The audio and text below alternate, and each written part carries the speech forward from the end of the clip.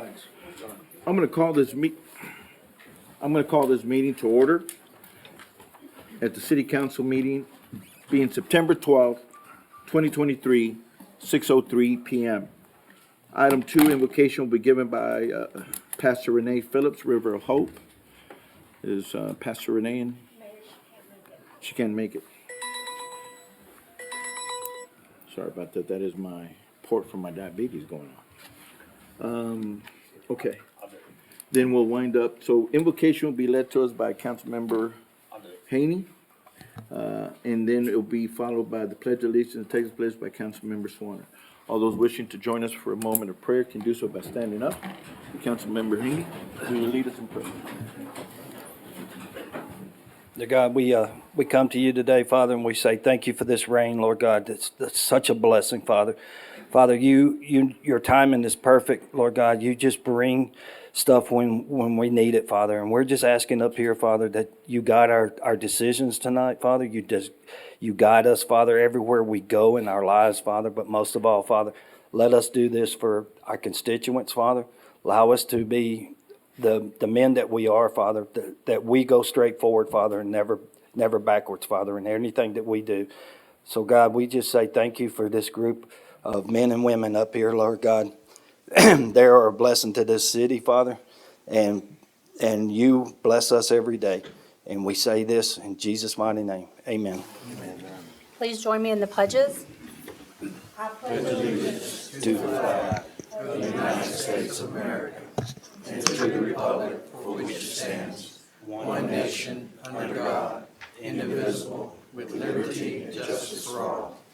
Texas flag. Honor the Texas flag.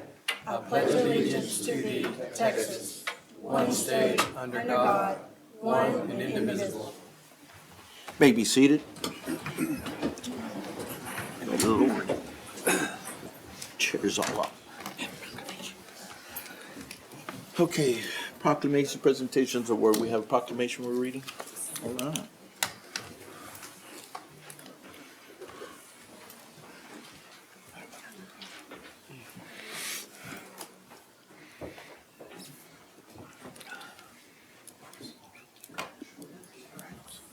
We have national literacy.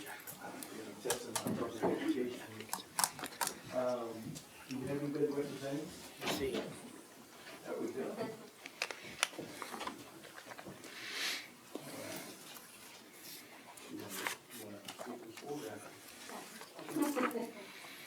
It was just a proclamation.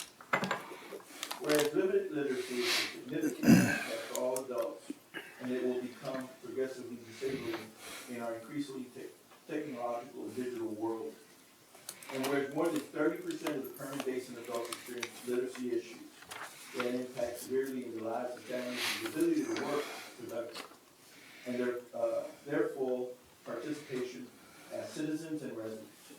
Whereas moreover, the inability to speak and write in English is a significant barrier to assimilation of adults born in other countries, their children, and prevents them from seeking to establish a sense of community. So according to the 2020 United States Census Bureau data, 24% of Licking County adults do not have a high school diploma. 45.7% speak a language other than English. In addition, Texas has the fourth lowest literacy rate in the United States. These are definitely staggering literacy stats. And whereas the Permian Basin Adult Literacy Center works with partners, businesses, and inviting communities, residents, and media to join in highlighting this economic, societal importance of literacy. Now, therefore, I, Javier Hold, by the virtue of the authority vested in me as mayor of this wonderful city of Odessa, Texas, do hereby proclaim September 2023 as National Literacy Month. So throughout the city of Odessa, all citizens learn and become involved in the literacy community. Let's give a round of applause for the Permian Basin Literacy Community.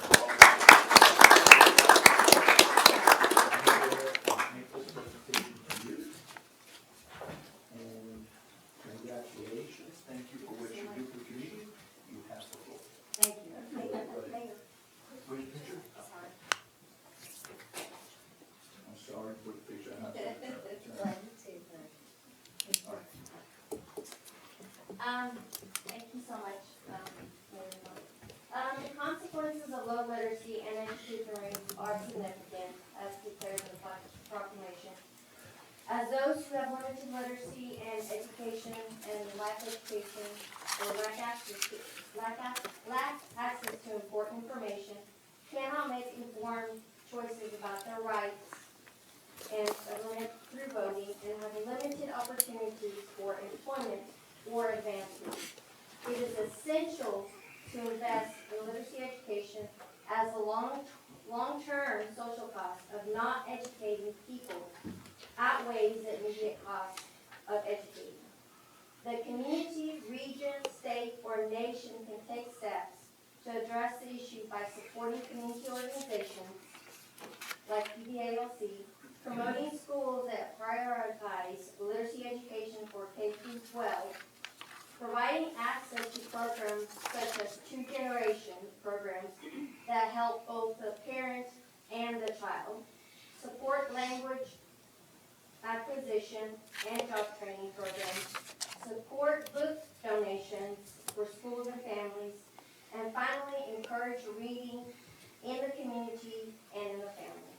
So I encourage everybody to support literacy, and as we say at PBALC, if you know how to read and write, help someone who can't.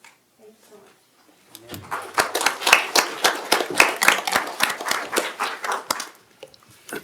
Real quick, can everybody in the back hear me? The audio's good?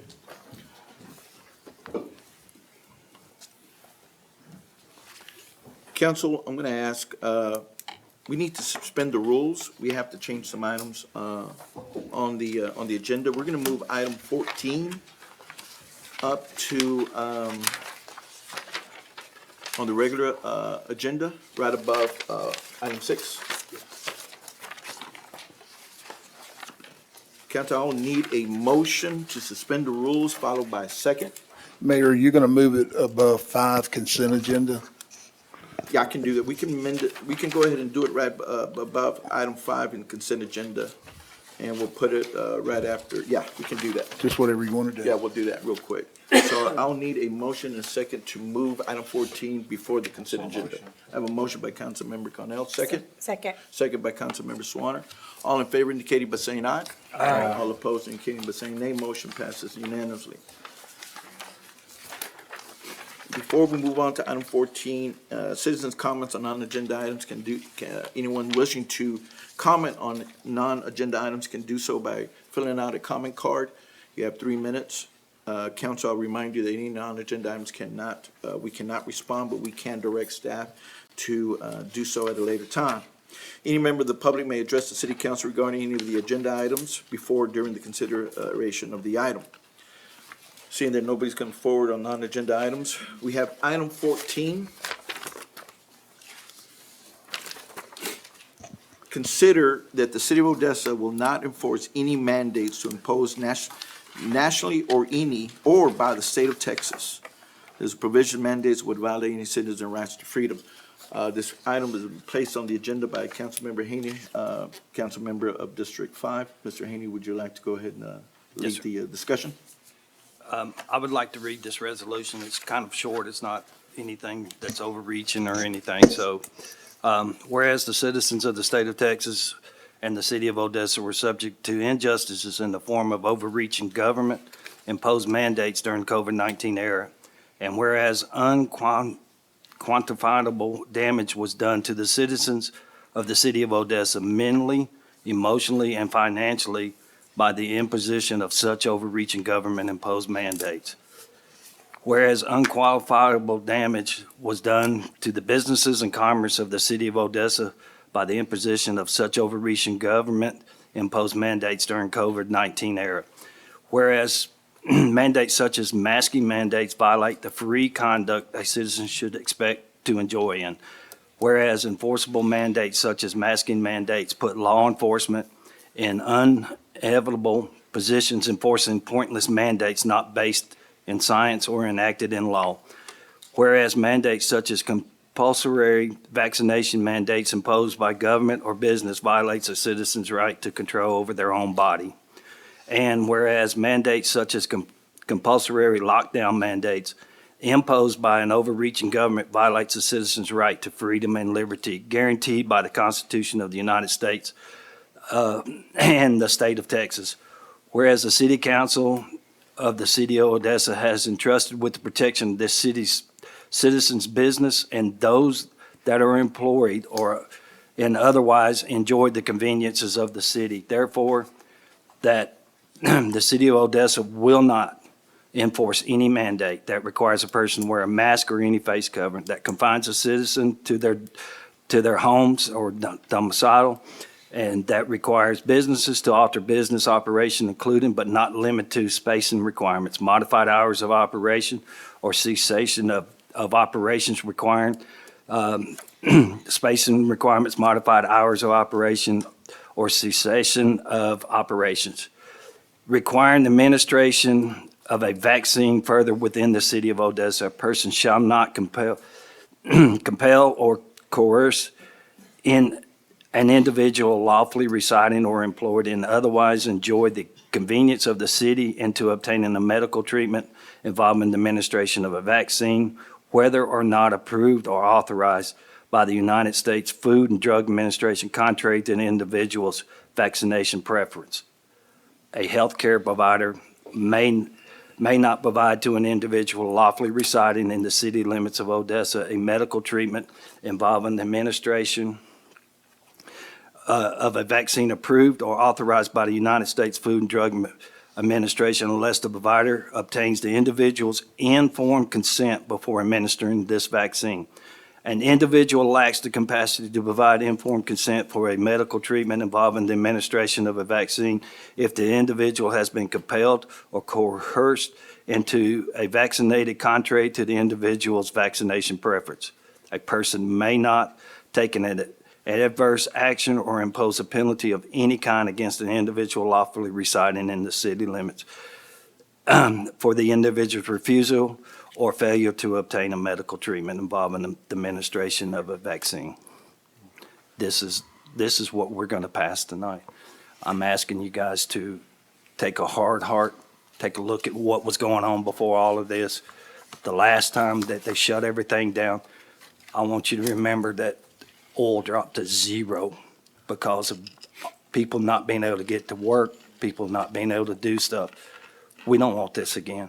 We make our living here on the oil field, and most people are built around this. And I'm just asking tonight that you take a hard look at this. And Good, thank you. City Manager Bigmeyer, excuse my bad manners. We do have a guest here with us that has traveled from Austin. City Manager, would you like to do the introductions? Sure. We have tonight with us Representative Brian Harrison out of the Waxahachie area.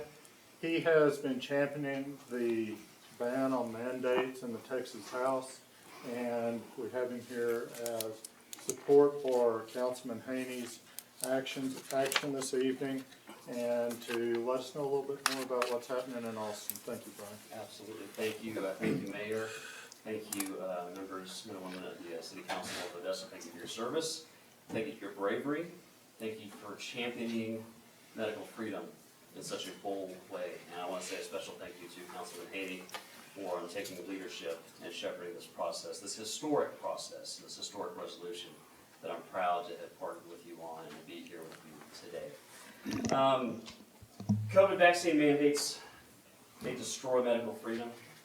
They are not justified on public health grounds. They are inconsistent with informed consent. They have destroyed careers, and they have no place in the great and freedom-loving state of Texas.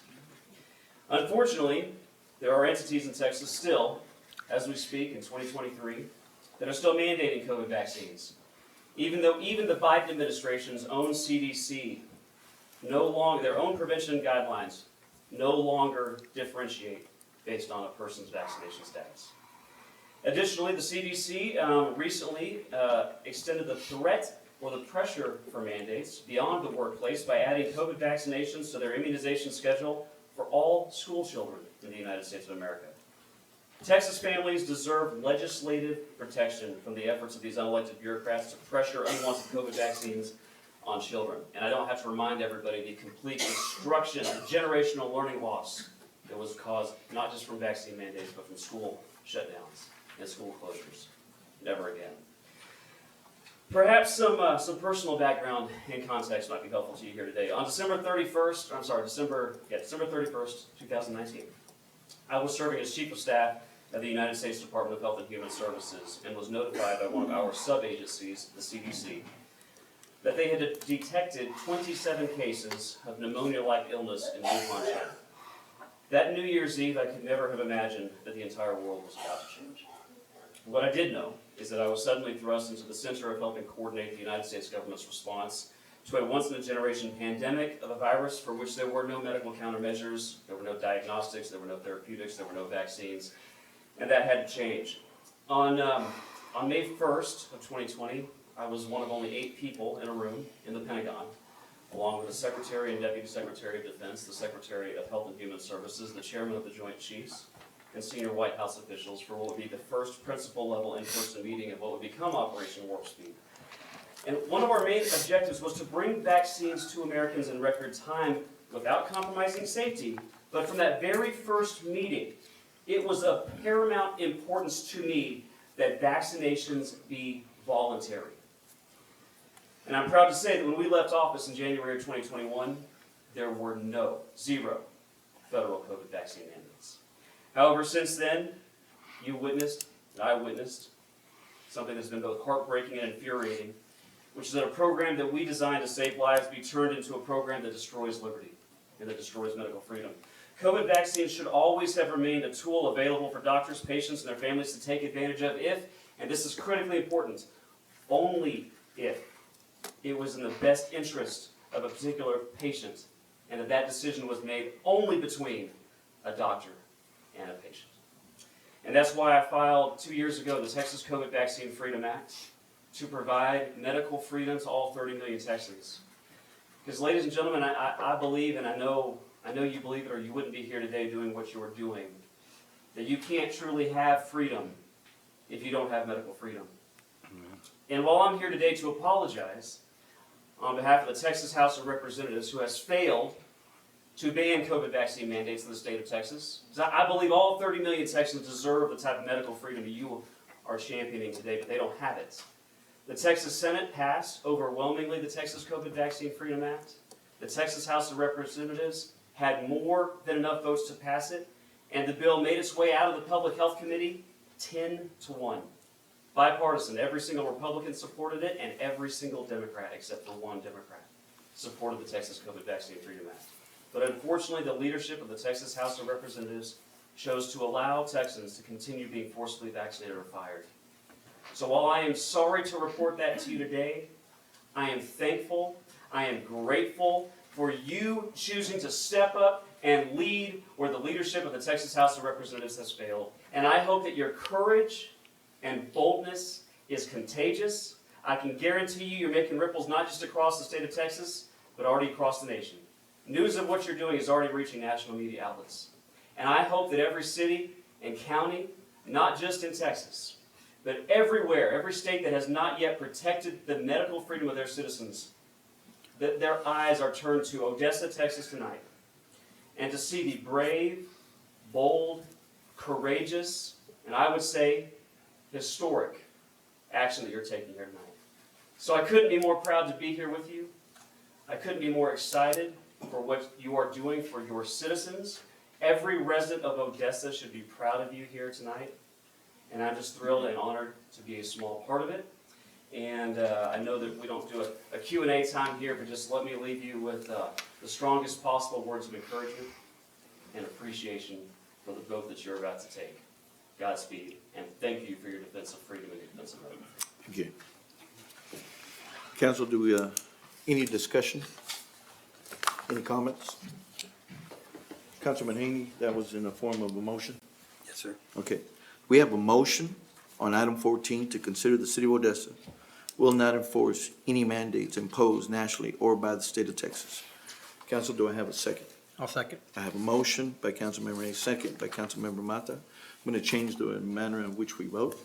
I want to ask council, those who are in favor, by a show of raising of hand, those that are in favor of this resolution 14. All those in favor by raising your right hand?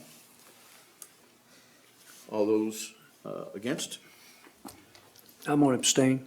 We have a passing of item 14 as presented by a favorable 6 and 1 abstention. Okay? All right. Councilmember Haney, thank you for taking the lead on this. Thank you. And also, I think our state rep has had somewhere to go, so we definitely want to be able to thank him and what he's been doing at, well, there you are. Thank you very much for everything that you're doing for us up there in Austin, and I hope we're here to support that fight, and I hope that this winds up taking on and other communities will take the lead. So thank you very much for everything you do, and once again, accept my apologies for not introducing you right at the beginning. No, thank you, and thank you for your leadership. Well, thank you, and safe travels. Thank you, sir. We're gonna move on to go ahead and go on to the consent agenda. Council, you have an opportunity to view it. And then I will entertain a motion and a second for approval or any changes that need to be done.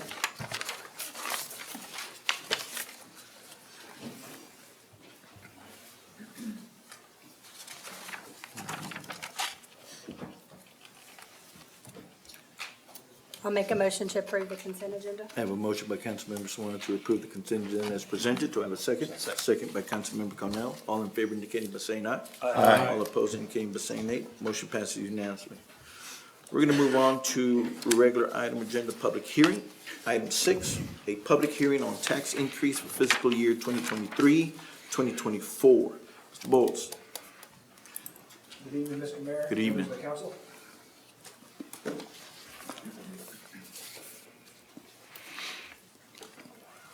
Tax rate of. Can y'all hear me now? Yeah, good. Gotcha. A tax rate of 0.483791 per $100 valuation has been proposed by the governing body of the city of Odessa. The no new revenue tax rate is the tax rate for the 2023 tax year that will raise the same amount of property tax revenue for the city of Odessa from the same properties in both the 22 tax year and the 2023 tax year. The voter approval tax rate is the highest tax rate that the city of Odessa may adopt without holding an election to seek voter approval of the rate. The proposed tax rate is greater than the no new revenue tax rate. This means that the city of Odessa is proposing to increase property taxes for the 2023 tax year. Tax Code Chapter 26, Assessment, Section 26.06 requires that the public hearing on the tax increase may not be held before the 5th day after the date the notice of the public hearing was given. As required by the notice of the public hearing being published in the Odessa American on Wednesday, September 6, 2023, as well as on the homepage of the City of Odessa website. It has been posted since that date the notice was given and will remain until the public hearing is concluded. The posted notice was on the city's website continuously for at least 7 days immediately as well before the public hearing was held. The proposed tax rate, however, is not greater than the voter approval tax rate. As a result, the city of Odessa is not required to hold an election at which voters may accept or reject the proposed rate. However, community members may express their support for or their opposition to the proposed tax rate during the public hearing that we are at. Council, the floor is yours. Okay. I know there's a lot of questions. You want to go ahead, I'm going to open it up to the dais.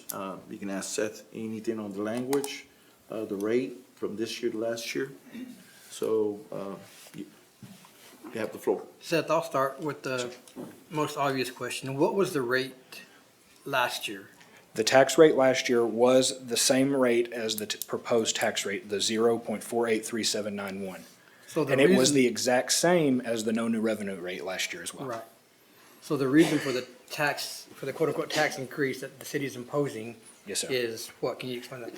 It is because each year, the taxing entities have to recalculate the tax rate. Our no new revenue tax rate that was calculated was 0.474371, which the proposed rate is higher at this time, which calls for the increase on the tax. Thank you. Can't see any other questions? Seth, this will generate how much additional revenue for the city? Additional revenue will be $2,551,589, which is a 5.2% increase from last year's budget. And that's basically due to new construction and appraisal values? Appraised values, the amount that of that $2.5 million amount I gave you, 1.9 is tax revenue to be raised from new property added to the tax roll this year. Now, we wind up getting those from permits filed, and, wind up, and then replats, and then we wind up assessing. So inventory has increased. Yes, sir. Within the last 12 months. The appraisals of these properties at the rate that they're being exchanged from sale to purchase is where the appraisals are coming from. They have a higher appraisal, which it came in an additional $2 million. The council has discussed and actually is adopting the exact same no new revenue rate as last year. Well, the council is not accepting the no new revenue rate, it's just accepting the proposed rate of proposed the rate. same, it was the no new revenue rate last year. Last year. Yes, sir. But And it's the so- same rate. It's the as same last same rate, rate. yes, That's yes, what we ma'am. want to make clear. It's the same rate as Yes, last ma'am. year. And the reason why we're trying to clarify this, because basically you're already seeing it, is that because of the language, in the state, everybody's already made assumption that we're raising the rates, and we're bringing in the additional $2 million because of the new rate. And I know this will not make, the media nonetheless, but we just want to put it in for the record when it's basically it's that. Nobody likes more taxes. Yes, sir. Nobody in this dais likes more taxes. Yes, sir. We were adamant as to what we were looking at. We've asked that question over and over again. Question was brought up, and we brought this up again, so I said, okay, Seth's gonna come up here, we can interrogate him. So let me just say this. Seth, you're new to this, you've been doing a great job, you've been under the gun. It's not your fault, but the thing is, you're gonna take the whole blame for the whole thing, okay? Tell everybody to get in line, right? Good job, Seth. The required language is there, so that's why I read it the way it is, so. I know, you're staying by the book, I understand that. Council, any other further questions or comments? Any more interrogation for Seth? Mayor, remember, you do have to open up a public Yes. hearing on this. Yes, sir. Yes, sir. Okay, seeing that, council has discussed this is an open, hearing. Anyone wishing to come forward and address the council on the, proposed, no new revenue rate can do so by filling out a card, coming forward, stating your full name and only your full name, non-address. You can do so by coming forward. You have 3 minutes. Well, you have 3 minutes. Anybody wishing to come over there and speak about this, item can do so now.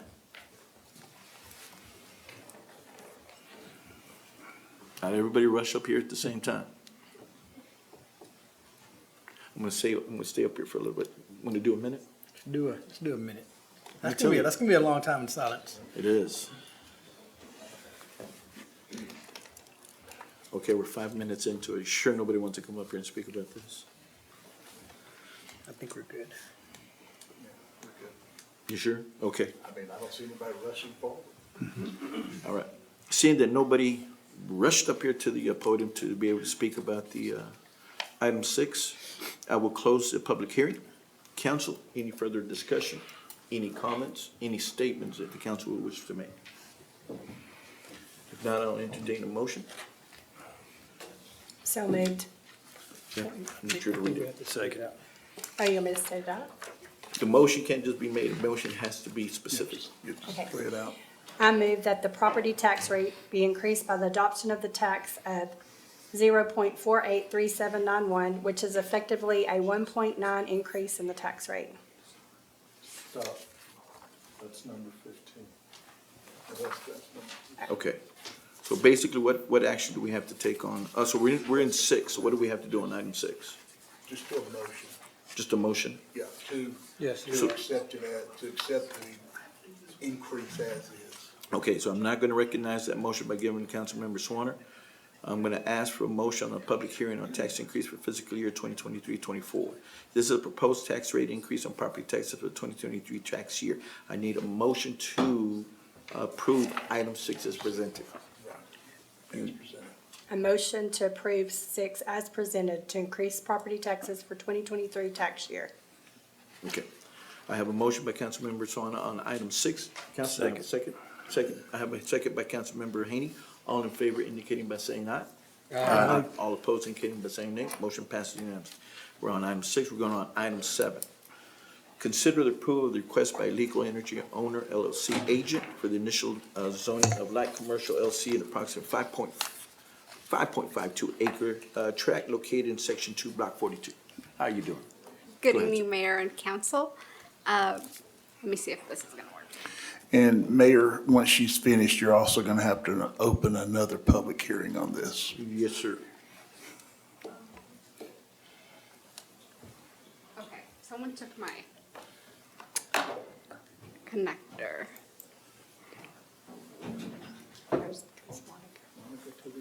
Okay, so, the applicant, Legal Engineering, is requesting initial zoning of a 5.2 acre tract of land from future development, district to LC, light commercial district. The property to the north is currently zone LC, light commercial district. The property to the east is zoned, it's actually in the ETJ.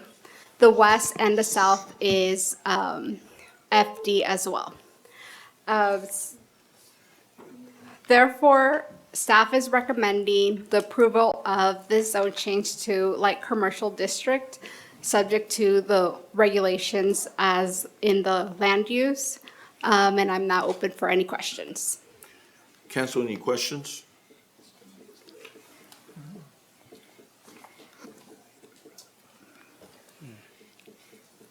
Any comments?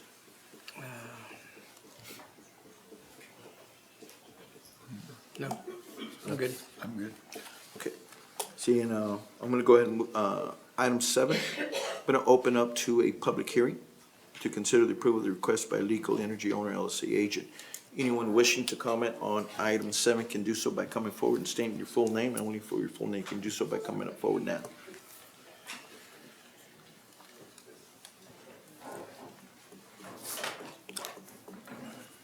Seeing that no one's come forward, I'm going to close the public hearing on item 7. Council, I will entertain a motion for approval or denial. So moved. I have a motion by Councilmember Thompson for approval. Second. I have a second by Councilmember Vasquez. All in favor on item 7 indicating by the motion of saying aye. Aye. All opposed indicating by saying nay. Motion passes unanimously. We're going to move on to item 8. Consider ratifying the property tax revenue increase reflected in the fiscal year 2023-24 annual budget. Mr. Bowles.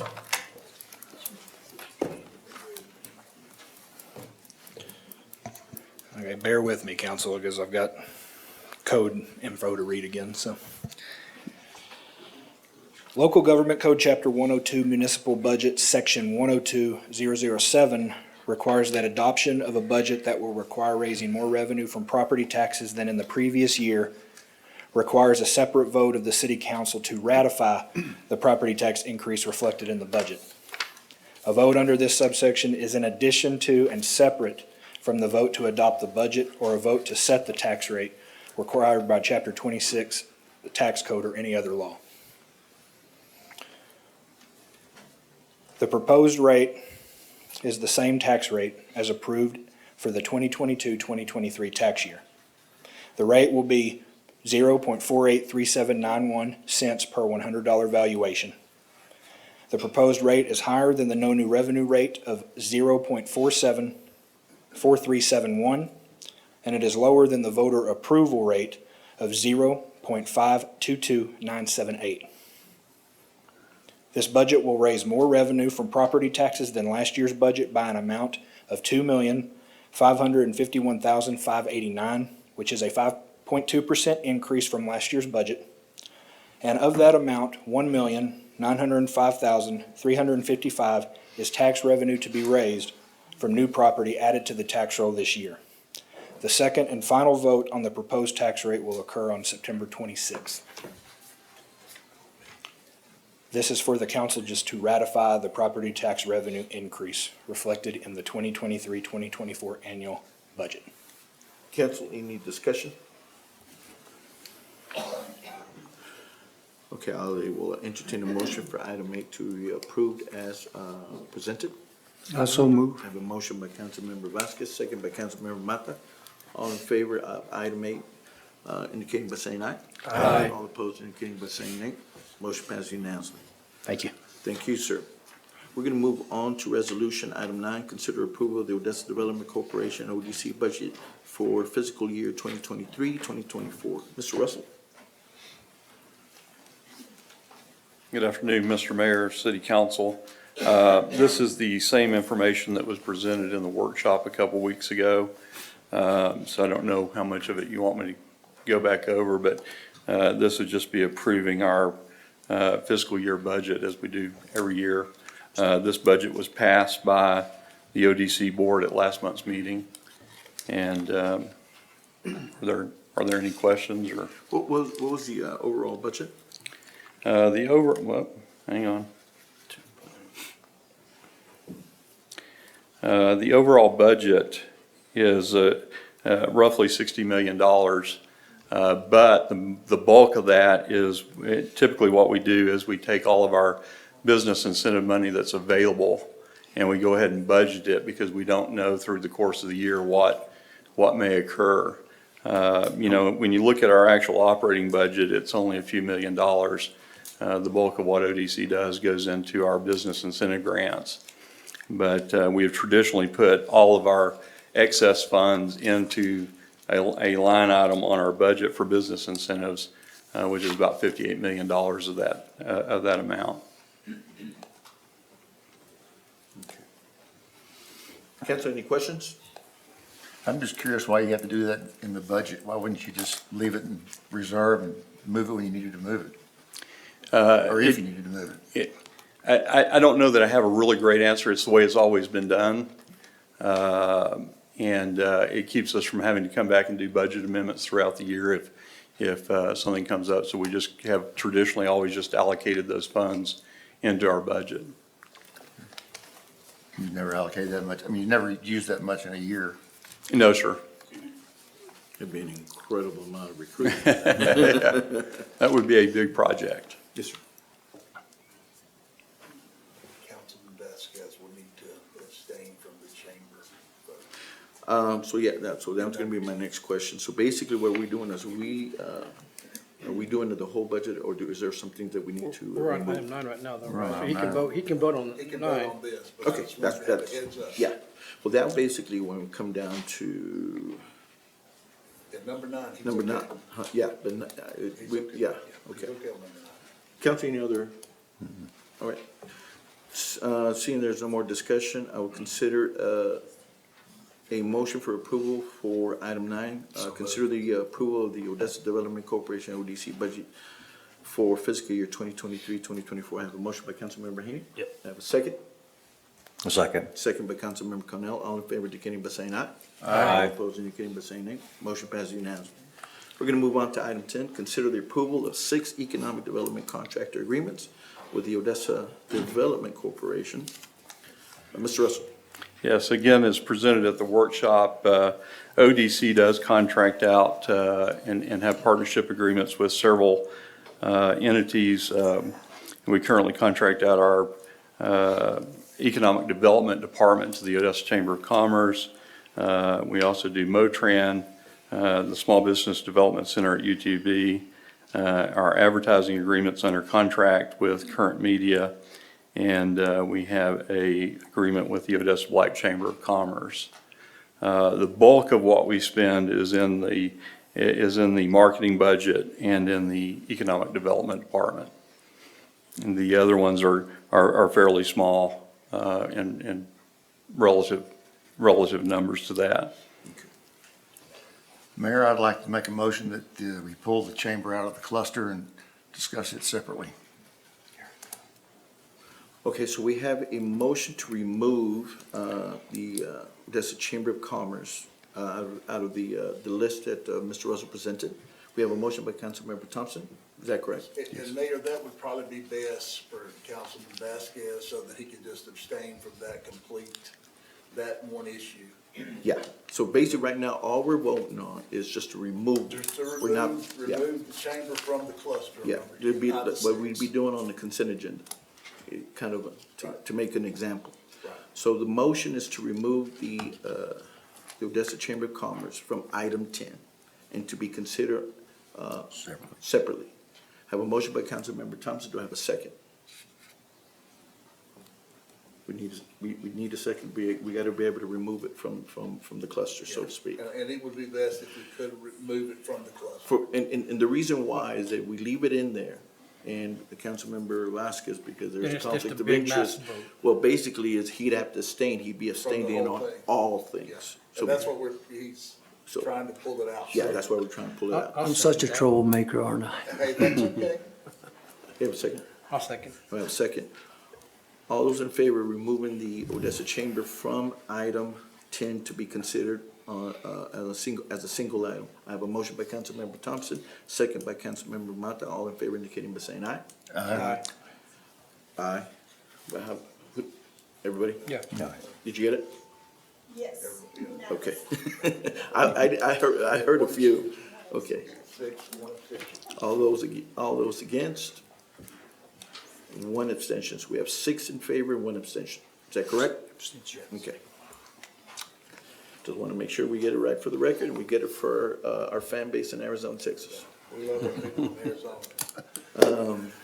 So we now, okay, so we've already passed those. Now we're back on the chamber. Now you've got the chamber pulled from the cluster, Mm-hmm. and remember, you have suspended the rules, so you can go ahead and vote on the other 5, and then discuss the chamber or whatever you want to do.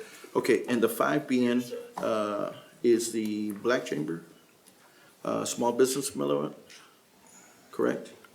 Yes. Who are the other ones? City of Odessa. City of Odessa, Motran, UTVB, Current Media, and the Black Chamber of Commerce. Okay. Black Chamber, SBC, City of Odessa, Current Media. Okay. I'm not missing anything? I think that's it, right? Motran. Motran. You have Motran. Council, do we have a motion approving of the 5 contractors, right? Correct. We have a motion for approval on their budget. So motion. A motion by Councilmember Cornell. Do I have a second? Second by Councilmember Haynes. All in favor indicating by saying aye. Aye. Opposed indicating by saying nay. You can vote on this one. Yes, I did. Okay. I did. Okay, motion passes unanimously. Okay, now we're on to item 6, contractor, and this is the chamber. Right, you're on to the chamber contract, which you can open up for discussion or whatever. Okay, It's out, so you can talk about it. okay. So, council, we have any discussion?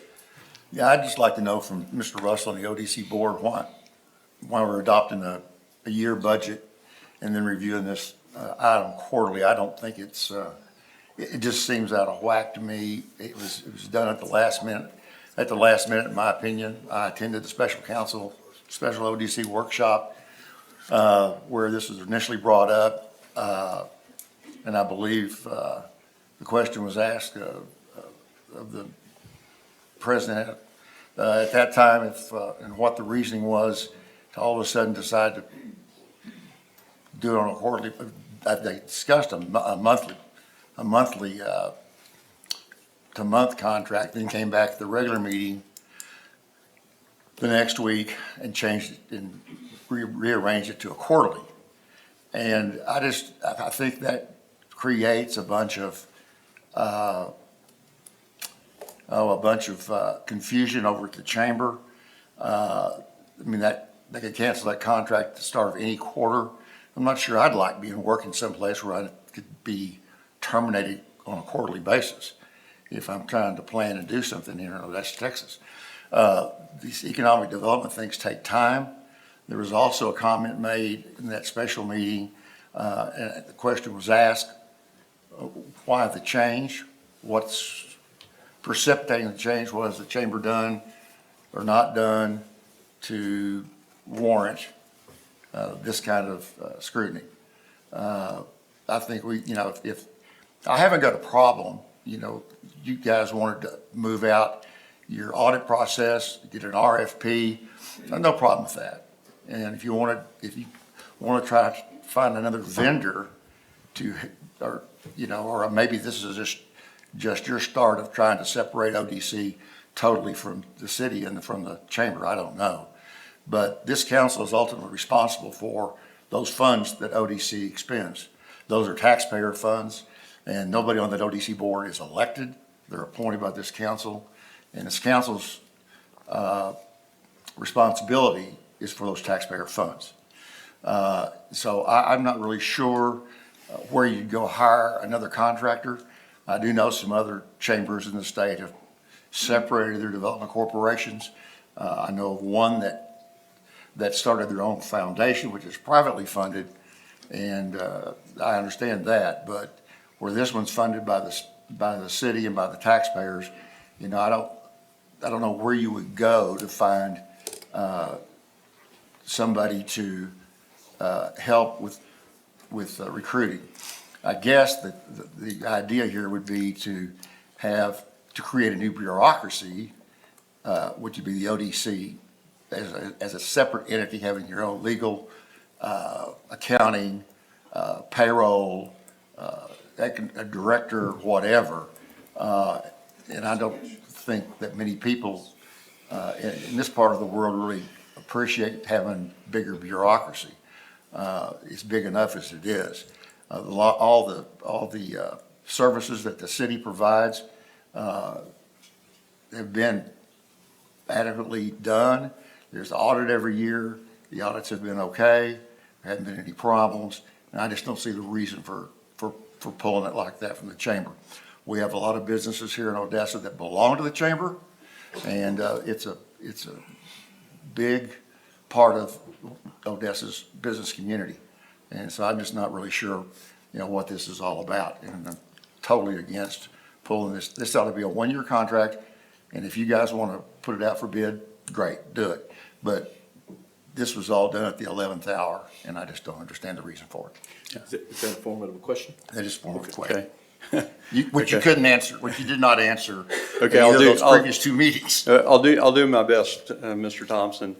To be clear and to address one issue that you listed there, we fully understand as ODC board, we fully understand our role as a committee or whatever you want to, however you want to phrase it, of the city, a part of the city of Odessa.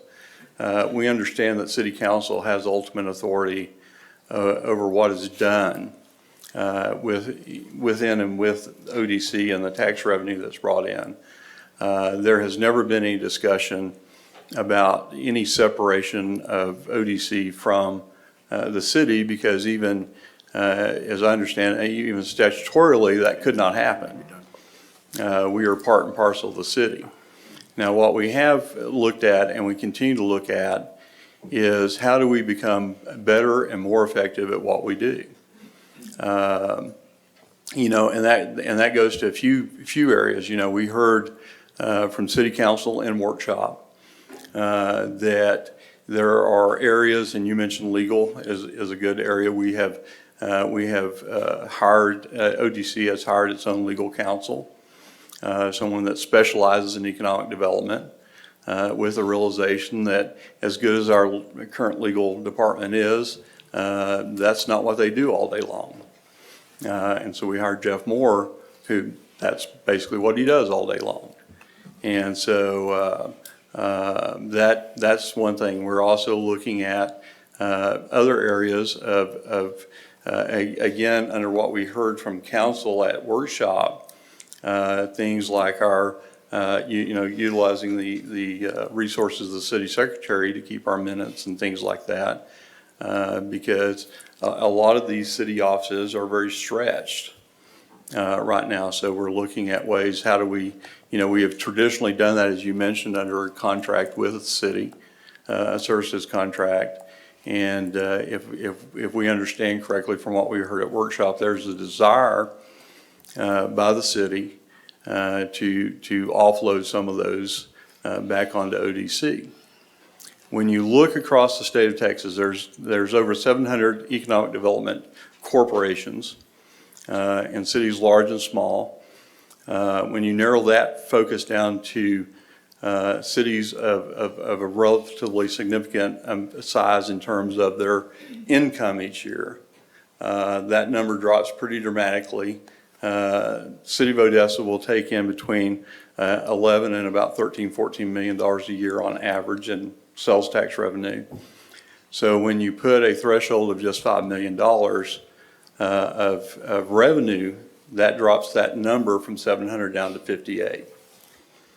So we're in a fairly small group of significant economic development corporations in terms of our overall revenue that we take in. So what our desire is, and what the ODC board has expressed, is that we wanted the opportunity, because in the past we have, for lack of a better description, we've only compared ourselves to ourselves. This is the 25th anniversary of the formation of the Odessa Development Corporation.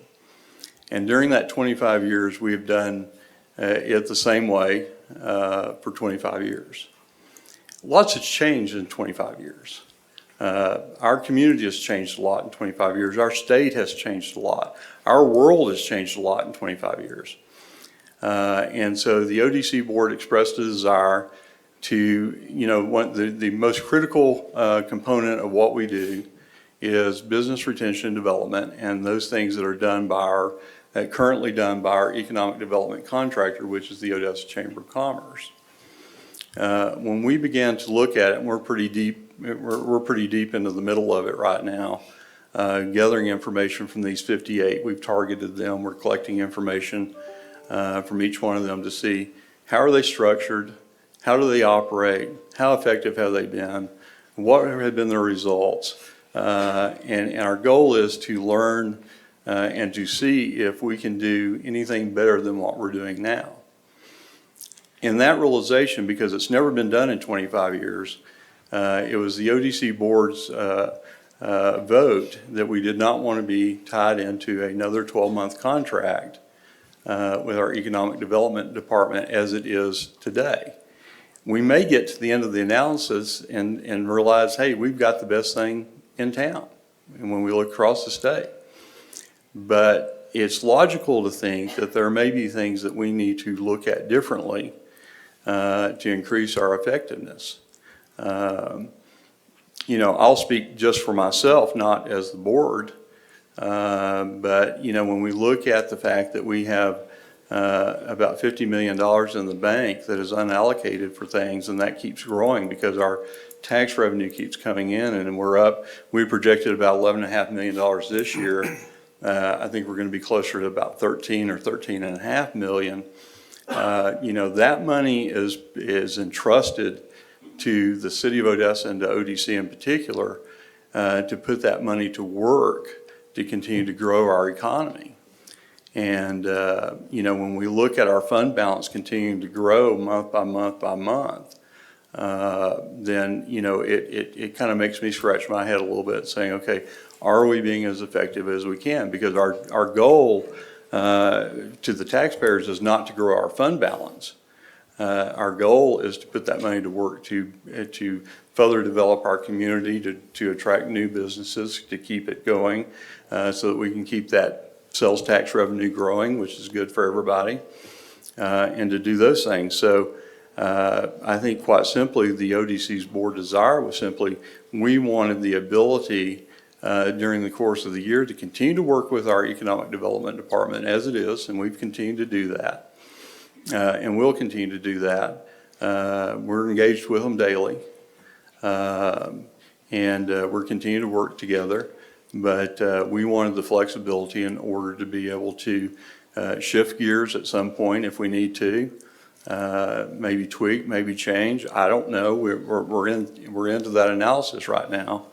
I think that by the time we get to the October ODC board meeting, we're going to have a pretty good batch of information to begin sharing and analyzing of what other communities are doing. But our goal is simply just to do the very best that we can for this community, because it's this community that pays their sales tax revenue in the form of that 1/4 cent sales tax into ODC. to further develop and grow our community. Mr. Russell, real quickly, what are the, just a few of the specifics of, that you're in, that the board is analyzing? Well, we've reached, we're currently in the process of reaching out, and we're, like I say, we're pretty far into it, we're about 30 days into it, we're getting information back now, but we're reaching out to all 58 of those EDCs. We've already had conversations with some of them. And our conversations are simply, what do you guys do? How do you do it? What success have you had? Do you have any advice? Do you have any suggestions? Was it costing you? How do you, one of the key things that we're asking them, how do you evaluate your performance? One thing that we don't have is, unlike most businesses, we don't have any key performance indicators that have been developed over the years. So we don't have we don't have a ruler to measure against as to how we're doing. Are we being effective in the dollars that we spend? So these are a lot of the questions that we're asking in order to develop a better understanding of, again, how do we get better? Well, it seems to me that we were in a meeting not long ago with one of the state, I can't remember the guy's name. Dan, maybe you remember who it was, from the Texas Economic Development Corporation. Oh, the one at OC? No, yeah, the one at OC. So we sat in that meeting and. Was it that more? Yeah. No, that was from the Texas Economic Development Commission. That's right. Yeah. Anyway, but his comment was exactly opposite of what you're saying. He said they viewed that Odessa's Economic Development Corporation is doing better than most every economic development corporation in the state of Texas. I believe is what he said. And he said you guys were congratulated on how good a job you do and how well you recruit and spend your money. We may need to go back to him and ask him what he based that on. I mean, I don't recall him saying that, but if he did, I mean. It's just like the conversation we've had, going on, if I had with you and with Mr. Crow both, I've asked 100 times, let's spend some money on some roads. Oh, we can't do that. They don't go real price. They got to go somewhere. Well, they all go somewhere. And so, the funds, the city is in dire need of road construction. Unfortunately, as far as I'm concerned, you guys have got all the dough, and we can't get our roads fixed because they're so expensive. Well, a bond just issue. to be clear, Mr. Thompson, though, and we've had this conversation. Let me finish right quick. Number one, we're not going to be able to pass a bond issue because interest rates are too high, or DCOs, or that kind of stuff. So I'm just saying, there's lots of ways that you can spend your money other than. I'm going to interject in here because I'm the one that's been proposing a bond. Now, we're here to talk about the contract for ODC. But we're not here to talk about a bond. We're not here about how the expenses of the ODC money and they're not building roads. The thing is that, and I'm going to make this statement right here. The Odessa Development Corporation, and I can say this because I've been in here since the genesis, is that monies from ODC that is collected from sales tax that's been generated outside the city limits, inside the city limits, cannot directly benefit a municipality by propping up the budget in our road construction. That is incorrect. No, and what it can do, it is attached to a project that's within the 4A. We're not here to discuss that item. We're here to. I think we're getting. I know, and that's what I asked you to interject and to say, because we had gone off topic and you didn't want to do it, so I had to do it. So let's get back on topic, and we're here to discuss the budget for the 6th contractor. And so that's what we're asking. He's trying to answer your questions. We're not here to have a debate on what ifs and what the ODC should and shouldn't do, whether they have all the money or not. Let's get back on topic. And the topic is this, that you're answering the questions of the long-winded statement, that's questions. So, Mr. Russell, go ahead and continue, so we can go ahead and. No, I think that answers, or I hope it does, Mr. Thompson's questions.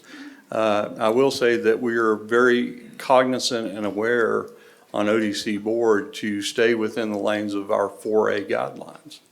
And we work really hard to do that. And, it allows us to do some things and it doesn't allow us to do other things.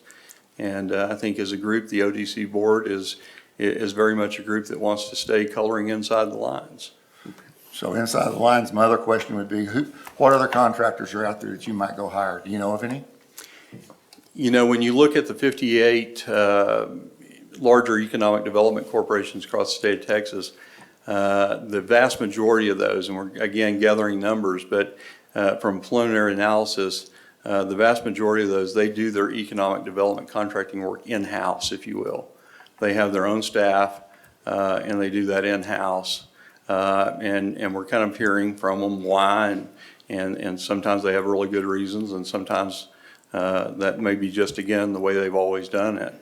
But that's typically what we're seeing. Yeah, and I asked that question when we started. It looks like that's where you're trying to head. And I don't think I appreciate it. Now, I've been here since the start too. You're Yes, not sir. the only one You were. that got this And I've sales acknowledged- tax and done. I've acknowledged that several times. So, Yeah, you know, I don't think So we're let's not trying to get into head this anywhere. argument about I don't think You're we're the one trying to who's head voice. anywhere except to be more effective. How can we be how do you say the we're not absolute- effective? That's what I don't understand. Well, again, effective based upon what metrics and what standards? I mean, we have not developed these guidelines and these criteria to critically evaluate ourselves over the years to determine if we are effective or not effective. I mean, we don't calculate return on an investment. We don't calculate a lot of other things that you would typically find in a normal business. So that's some of the things that we're looking at. You know, how do we know we're doing good? How do we know we're doing bad? We don't have any metrics right now. Mr. Mayor, Go ahead. we appointed this board. Every one of us had somebody we appointed on this board. We gave them our trust to do what's best for this city. And if they're coming back with this, then we need to listen to what they're saying. That's why we appointed them. So for me, there's no argument here. It's just, we appointed these guys to do a better job than what we had before. That's why we appointed them. So this should be, I'm ready to vote on this because it's nothing but a pissing match going on right now between I agree. this group. The only thing I'd like to add is that I respect Mr. Russell and kind of a triage and looking into a situation, and who knows what he's going to find to give him an opportunity to postpone this by bringing that back into a quarter. Is it possible to run it a quarter? He's found what he needs to do or not do, and then return it to an annual. So to come back and give a quarterly update? Is that what you're asking for? Sure. We'd love to do that. Be happy to do that. Thank you. Okay, and what you're saying, based on that time, we can turn around to, hey, you know what, we're gonna go ahead for the rest of the year. We got an ED department that's head above shoulders. I think that could satisfy both parties. Both parties? Yeah. I would agree with that. So to clarify, Councilman Cannell, you're saying to do this for this first quarter? Kind say of a this- temporary for the- yeah, quarter, for temporary, and then- understanding. and if at the end of this quarter, we see that Yeah.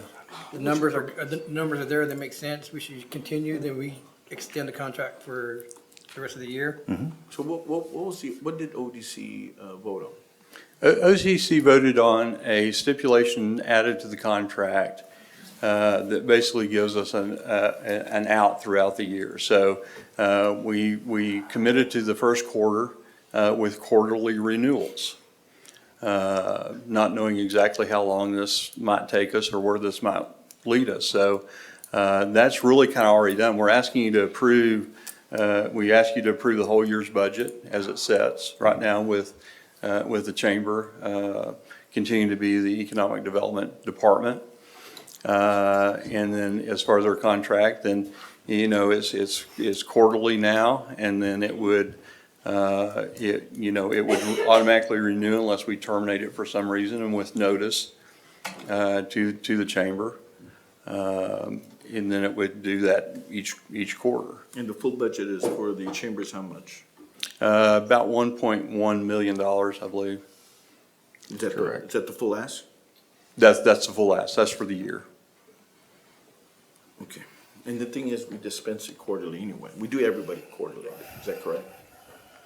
Okay.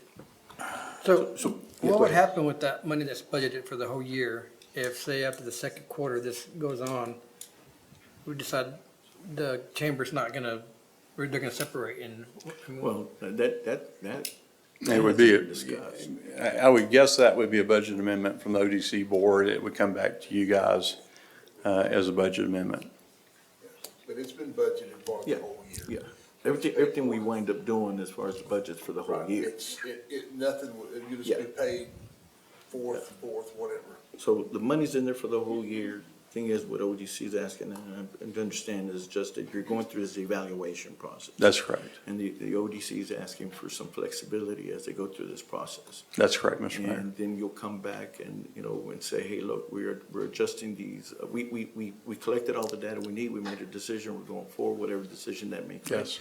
We never mind as the ODC board to come and present to you guys and let you know what we're doing and how we're doing it, to get your feedback on it. As I said at the start, at the end of the day, you guys are the elected officials. You're in the driver's seat. We're here to serve the council. Okay. Further questions?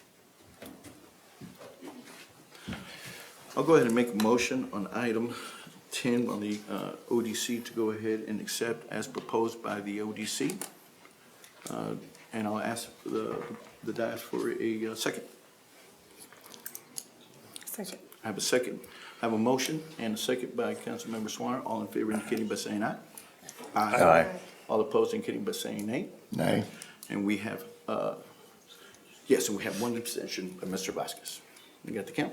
Yes. Thank you very much, I appreciate Okay. it. We're gonna move on to item, what are we on? Got one more ODC. Item 11, consider the approval of the Odessa Development Corporation General Development Plan Fiscal Year 2023-2024. Go ahead, sir. Again, this was presented at workshop. This is our general kind of outline and plan for the year. And so this was approved by the ODC board at our last meeting and was presented to you guys at the workshop. This is of all the monies, right? I'm sorry? I'm sorry, I spaced out there for a second. Well, this is the adoption of the budget for, No, that we've done the budget. This is just our general development plan. So this is our guidelines. It covers things such as our business retention expansion grant program, our facade and infrastructure grant program, those types of things. So this is the general, this is kind of the 30,000 foot view okay, of the things that we'll be working on throughout the year. okay, sounds good. Council, we have any discussion on item 11? Have a motion to approve? I have a motion by Councilmember Haney. Do I have a second? Second. Second by Councilmember Cornell. All in favor indicating by saying aye. Aye. All opposed indicating by saying nay. Nay. Okay, motion passes. That one to vote on? Yeah, Nay. Yeah. okay. So we have a 4-2. Mayor, I believe someone, Ms. Yeah. Rose just, so we have suspended the rules. You can go back and let her Yeah, talk. that's what I just wanted, because it got brought up in this process. Yes, sir. So we do have someone that wants to speak on item 10. Can you come Thank you, forward? Mr. State your name. Thank you, Mr. Russell. Just state your name for the record. Certainly. I'm Renee Earls. I am the President CEO of the Odessa Chamber of Commerce. You've already taken your vote, but there's just some items that I want to clarify. Okay. The way that the contract is currently written, I believe that it says ODC will come the month prior to it ending. Right now, the way you voted, it ends December 31. The way the contract reads, that they will go to their ODC meeting the month prior, which would be November, and decide if it's either renewed or terminated. So I think the contract may need to look at some type of automatic renewal. I don't know, Dan, I'll leave that up to you as the attorney. But, Mr. Russell brought up the key performance indicators. ODC board puts together a general development plan each year. Those can be part of that, absolutely. We're 100% behind that. I just wanted an opportunity to say that the chamber, the economic development department, also wants to always be better. We want to be better for Odessa. I think all of us do. I feel like some information has been given to you all at the last workshop meeting. Mr. Crow mentioned that there's been, I think he said $140 million given out. I want to clarify that was not to the chamber. Since we have been the sole economic development contractor since it started in 97, 98, we've received about $16 million. By contract, we have given back any unused dollars, which is about 800,000. So it's been about 15.5 million that we've received. Again, we've received clean audits each and every time. We do all the reporting we're supposed to do. We have met every contract obligation. We feel like we have done, we feel like there's no organization in this community who waves the Odessa flag better than we do. And we hear from our members, and there are members in this audience today who are members of the chamber, who are volunteers of the chamber. We hear that just this evening. I heard from a gentleman. He works with 10 different chambers throughout the state, and he absolutely believes that Odessa has the best. So we are open to always being better. I will say that I think the communication has not been that good. I know that our staff has been meeting on a regular basis with ODC members, and not until the ODC member or meeting probably about a month and a half ago was this ever brought up that it was an issue. So again, I think we all want to be better. We just want the opportunity to be able to correct anything that's been done or answer any questions and not get hit with it when we read an agenda at 5 o'clock on a Friday, and not given any respect to us as far as if there is a concern. So again, we're an open book. I think that our past history will celebrate 90 years next year. We've always been a good partner with every entity, including the city.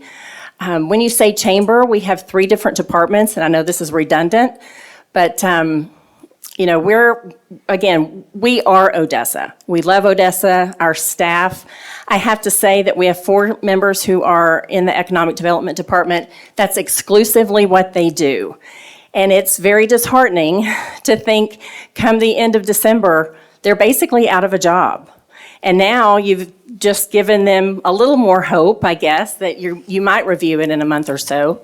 But, you mentioned it, Mr. Thompson, it is kind of tough to do your best when you are on a short leash like that. But just didn't want the evening to pass without that opportunity to say that, and that we're all about doing better. We're all about having those qualifications as to, are we doing the best that we can? There is a lot of money in that fund. Odessa needs to be and wants to be business friendly, so let's find ways together to give that money out, encourage people to come here and do business, and encourage people to move here to find jobs. And that's what we're all about. Okay, thank you. Dan, just a question. Renee made those points after the vote. It'd be best to do a second vote on that, or are we okay? We're okay. Okay, thank you much. We're going to move on to item 12, open adoption for the City of Odessa fiscal year 2023-2024 annual budget. Zach, you're back on.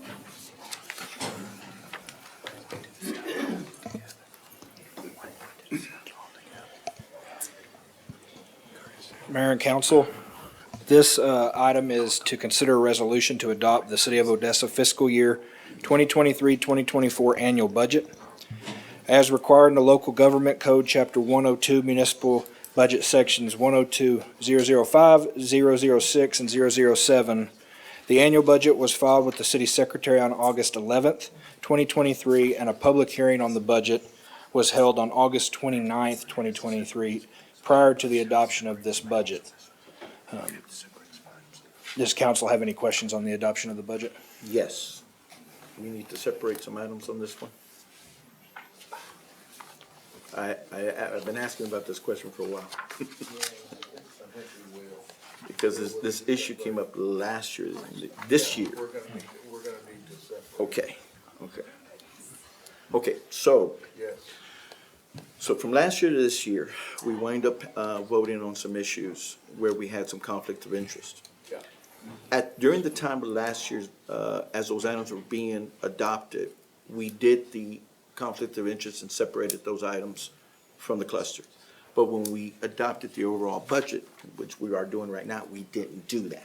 But we need to, Now we need to. And so, we're gonna do it. so we wind up getting staff, you gotta educate it. Yeah, you gotta go through the process. Not only do you have to do it at the time at the meeting at the council, but you also have to do it at the adoption of the budget. So, we're going to need a motion and then a second to remove certain, items from the cluster. Okay? Yeah, yeah. So this is where we're gonna get guided. So I've been asking about this question for a while. So let's make the list of what we have to separate, and then I'll ask for a motion in a second. Who's gonna take that on? Do we have that in front of us? Because looking at what's in the packet, and it's just broad Okay, so terms. we're gonna, so, do we have it, or do I have to come? I don't have it. Yeah, Everybody's looking at each other, okay. Yeah, there's nothing, I mean, it Okay. just says, general fund, water, sewer, equipment service. It's not broken down by. Okay, so we've got a new budget coming up that starts October 1, right? Okay, so we're now adopting the city budget. Now, do we have to separate the chamber from this one, Discover Odessa? That's the other question, because of Councilmember Vasquez. Yes. Anything associated with the chambers? Motrin? Yes. Motran for Councilmember, Yes. yeah, so basically. All the this is boards it. that the council Whoever serves the on. council's All the on the boards board, yes, Yeah, city manager? If you don't separate it, then he doesn't get to vote on the budget. Yes. right. Yes, and that's why we have to separate it. That's why we So have to separate. we have the chamber, we have Discover Odessa, Right. Motran, Councilmember Mata and myself are on that.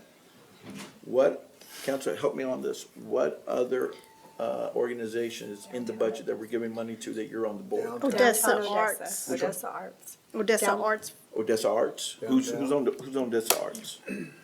Okay, no, you're up, it's just you. Yeah. Okay, so Odessa Arts, Downtown Odessa.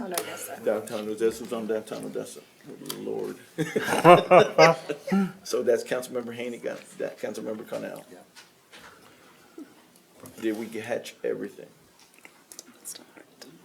That we're giving money to? Mr. Mayor, I would say that from the budget side on the funds, you don't have to separate the funds out because you're approving the city budget itself from an overall fund level. Yeah. Now, the entities, that, I mean, whatever you guys need to do, All but we're doing is, we'll approve it, but we'll just have to do those item by item. So what we'll do is, we'll move these, and then I'll have a motion, I'll have the entities that we're gonna remove, I'll have a motion to approve it. We'll approve the budget, and then we'll approve these one at a time. are we talking about like the Convention and Visitors Fund, those funds that have, with outside agencies?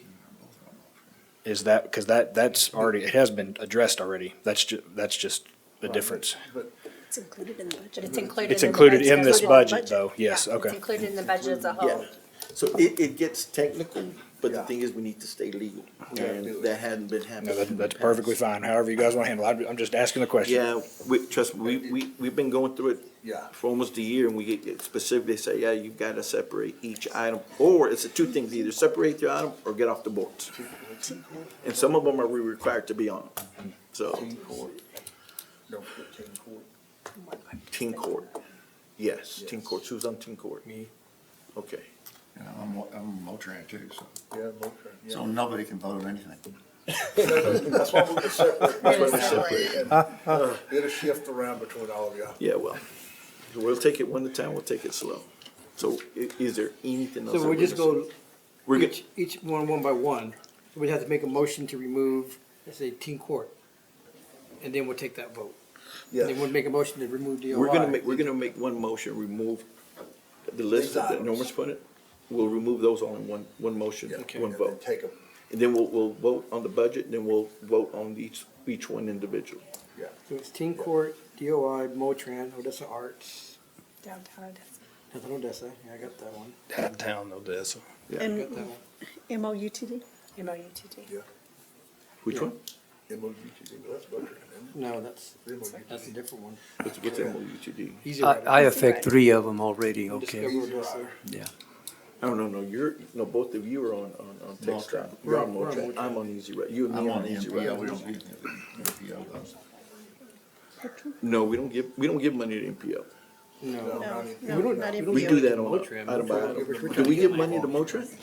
No, we're trying to get money from Motrin, so we don't, I think that's, Motrin shouldn't be on there. yeah, we're good. I think Motrin's I was good. looking at MPO's okay in Motrin. Yeah, MPO and Motrin, No. take those off. yeah, take those off. Anything else? Any other clarifications? We're good? Yeah. Yeah. So, Teen Court, DOI, Odessa Think of it Arts, now. Easy Rider, Discover Odessa. Is that correct? Easy Rider / MOUTD, Yeah. It's on there. yeah. Yeah, we just need to make a motion to take all this off and pass everything else. We can, even though we're on this board, can we even vote on the motion? Well, we don't wanna get too technical. Okay. Just wanna make sure that it comes off. Well, I'll make a motion. I second. I move to remove Teen Court, Discover Odessa, Odessa Arts, MOUTD / Easy Rider, and Discover Odessa off the, and move them as separate items from the, Which would be item 12. of item 12 from the city funds. Have a motion by Councilmember Mata, have a second by Councilmember Haney. All those in favor indicating by saying aye. Aye. All opposed indicating by saying nay. Okay, motion passed unanimously. Now, we're on to item 12. We have a motion to adopt the City of Odessa fiscal year 2023-2024 annual budget. Need a motion to adopt item 12. So moved. Have a motion by Councilmember Thompson. Second. Have a second by Councilmember Cornell. All in favor indicating by saying aye. Aye. All opposed indicating by saying nay. Motion passed unanimously. Okay, now, I need a motion for first item. Name off the, Councilmember, you want to go ahead, you got the list, go ahead and Yeah. make the motion. Make To- the motion for the first, So to approve the funds going to this. for the first organization. We'll do them one at a time. Yeah, I move to approve the funding from the Odessa fiscal year 23-24 annual budget for Teen Court. But you're But you on can't for Teen Teen Court. Court. Oh, You you're have on to Teen skip Court. the you second. did it. So for DOI, for Okay, so Discover for Odessa. down, for downtown Odessa, Yes. Yes, DOI. So that's a motion for their budget 2023-24. I have a motion. Do I have a second? Someone Second. who's not on the board? Second. Second by Councilmember Swanner. All those in favor indicating by saying aye. And one abstention. Abstain. And one abstention. Two. Two abstentions. Two No, abstentions. Two abstentions. Yeah, there we go. Okay. no, someone else has to make that thing, that one. Yeah, you go ahead, Councilwoman, you make the. I'll make the motion for adopting the budget for Teen Court for the fiscal year of 2023-2024 annual budget. That is in form of a motion. Do I have a second? Second. I have a second by Councilmember Haney. All in favor indicating by saying aye. Aye. All opposed? Abstentions? I have two abstentions. Okay. Move on to the next one. I move to approve the funding for Odessa Arts under the Odessa fiscal year budget 23-24. Second, I have a motion by Councilmember Mata, second by Councilmember Thompson. All in favor indicating by saying aye. Aye. All opposed? Abstentions? Abstain. I have one abstention. And your notes are gonna be. Next Do one. the next one. Yes, no, I can't. What is it? Which one is It's that? MOUTD. Easy Rider. Neither can you. I can't, so I need another motion. I'll make the motion to approve MOUTD for the budget physical year 2024. Second. I have a motion by Councilmember Swanner for Easy Rider, second by Councilmember Cornell. All those in favor indicating by saying aye. Aye. All those opposed? Two abstentions. Is that all of them? One more. All right. One more. I move to approve the funding for Discover Odessa under our Odessa fiscal year for the budget 23-24. Second. I have a motion by Councilmember Mata, second by Councilmember Thompson on Discover Odessa for fiscal year 23-24. All in favor indicating by saying aye. Aye. All opposed? One. Abstain. Okay. Did we get through? All right. Yes. That was Good. fun. Okay. Yeah, thank God we only do that one time a year. You got anything else? On this item, no. Okay, we'll see in item 15 here in a minute. We're gonna move on to item 13, consider granting easement right-of-way on and across for the city-owned property on Encore Electric Delivery Company. Irvine, sorry about that, we should have moved you up. Good evening, Mayor and Council. Good evening. This item is to consider granting an easement and right-of-way on and across city-owned property to Encore Electric Delivery Company.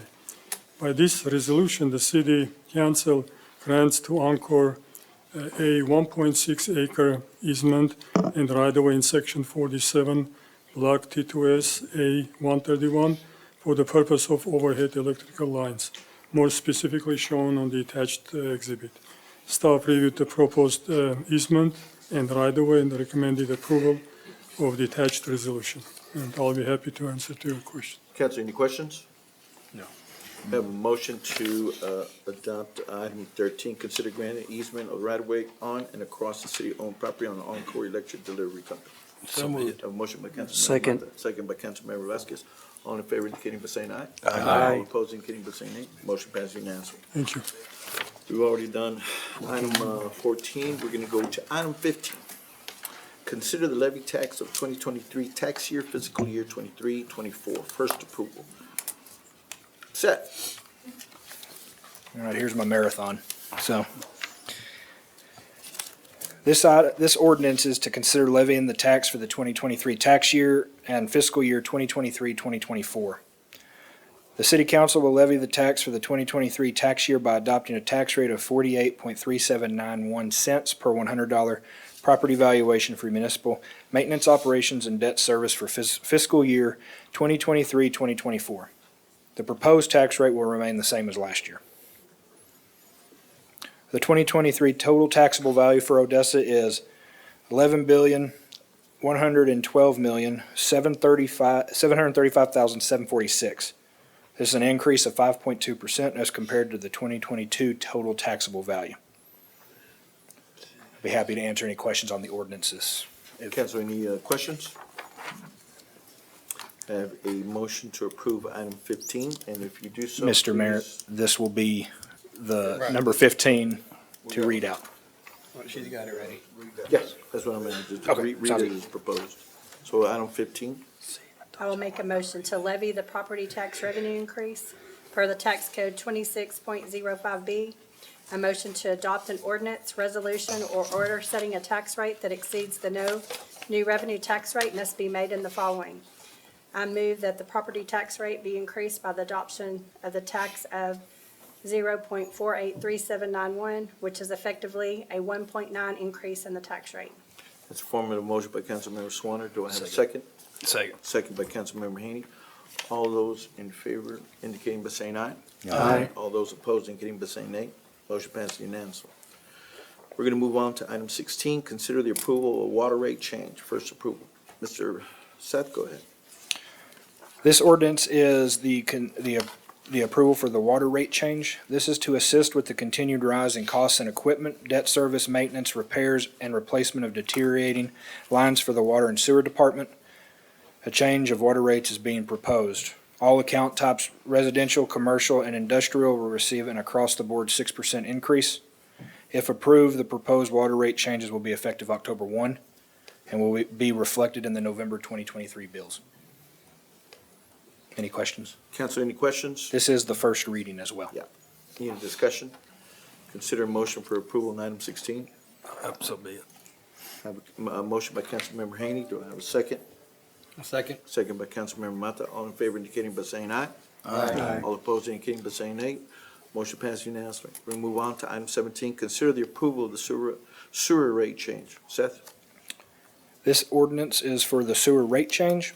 It's to assist with the continued rise in costs of equipment, debt service, maintenance, repairs, and replacement of deteriorating water lines for the water and sewer department. A change in sewer rates is being proposed. All account types, residential, commercial, and industrial, will receive an across-the-board 6% increase. If approved, the proposed sewer rate changes will be effective October 1 and will be reflected on the November 2023 bills. If y'all have any questions on this, this is also the first reading. Council, any questions, comments? Entertain a motion for approval. So moved. I have a motion by Councilmember Thompson. Do I have a second? Second. Second by Councilmember Haney. All in favor indicating by saying aye. Aye. All opposed indicating by saying nay. Motion passes unanimously. We move on to item 18. Consider the approval of solid waste rate change. Seth? This is an ordinance for the approval of the solid waste rate change. This is to assist with the continued rise in cost of equipment and maintenance for the solid waste department. A change to solid waste rates is being proposed.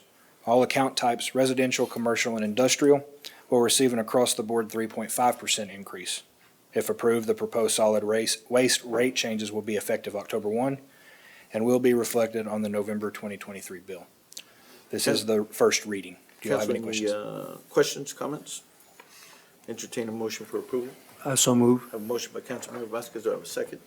Second. Second by Councilmember Cornell. All in favor indicating by saying aye. Aye. All opposed indicating by saying nay. Motion passes unanimously. Thank you. And thank you, Seth. Great job. It's almost over. Almost. That's the beginning there. We're gonna move on to item 19. Consider the repealing of Chapter 8 offenses and nuisances, Article 8-13 minor, Section 8331 through 8335. First approval. Kimberly, how you doing, ma'am? Good to see you. I'm well, how are you? We're doing great. Mayor, Council, Mr. Beckmeyer. This item offers an ordinance that will seek your review and consideration, and it's the first approval, due to the enactment of a new state law that is in the local government code. It's 370.007. It's entitled Juvenile Curfews Prohibited. If you don't mind, it's very short. I will read it to you quickly. It's 370.007, Juvenile Curfews Prohibited, subsection A, notwithstanding any other law, a political subdivision may not adopt or enforce an order, ordinance, or other measure that imposes a curfew to regulate the movements or actions of persons younger than 18 years of age. Subsection B, this section does not apply to a curfew implemented under Chapter 418 of the Government Code, which is for purposes of emergency management. This was effective 9/1 of 2023. So basically what this new statute is saying is that ordinances may not be prosecuted or adjudicated after 9/1. So if a criminal action for a violation of a juvenile curfew ordinance is unadjudicated, the case is to be dismissed with a dismissal date of 9/1. If it is adjudicated, this House Bill 1819 has no effect on it.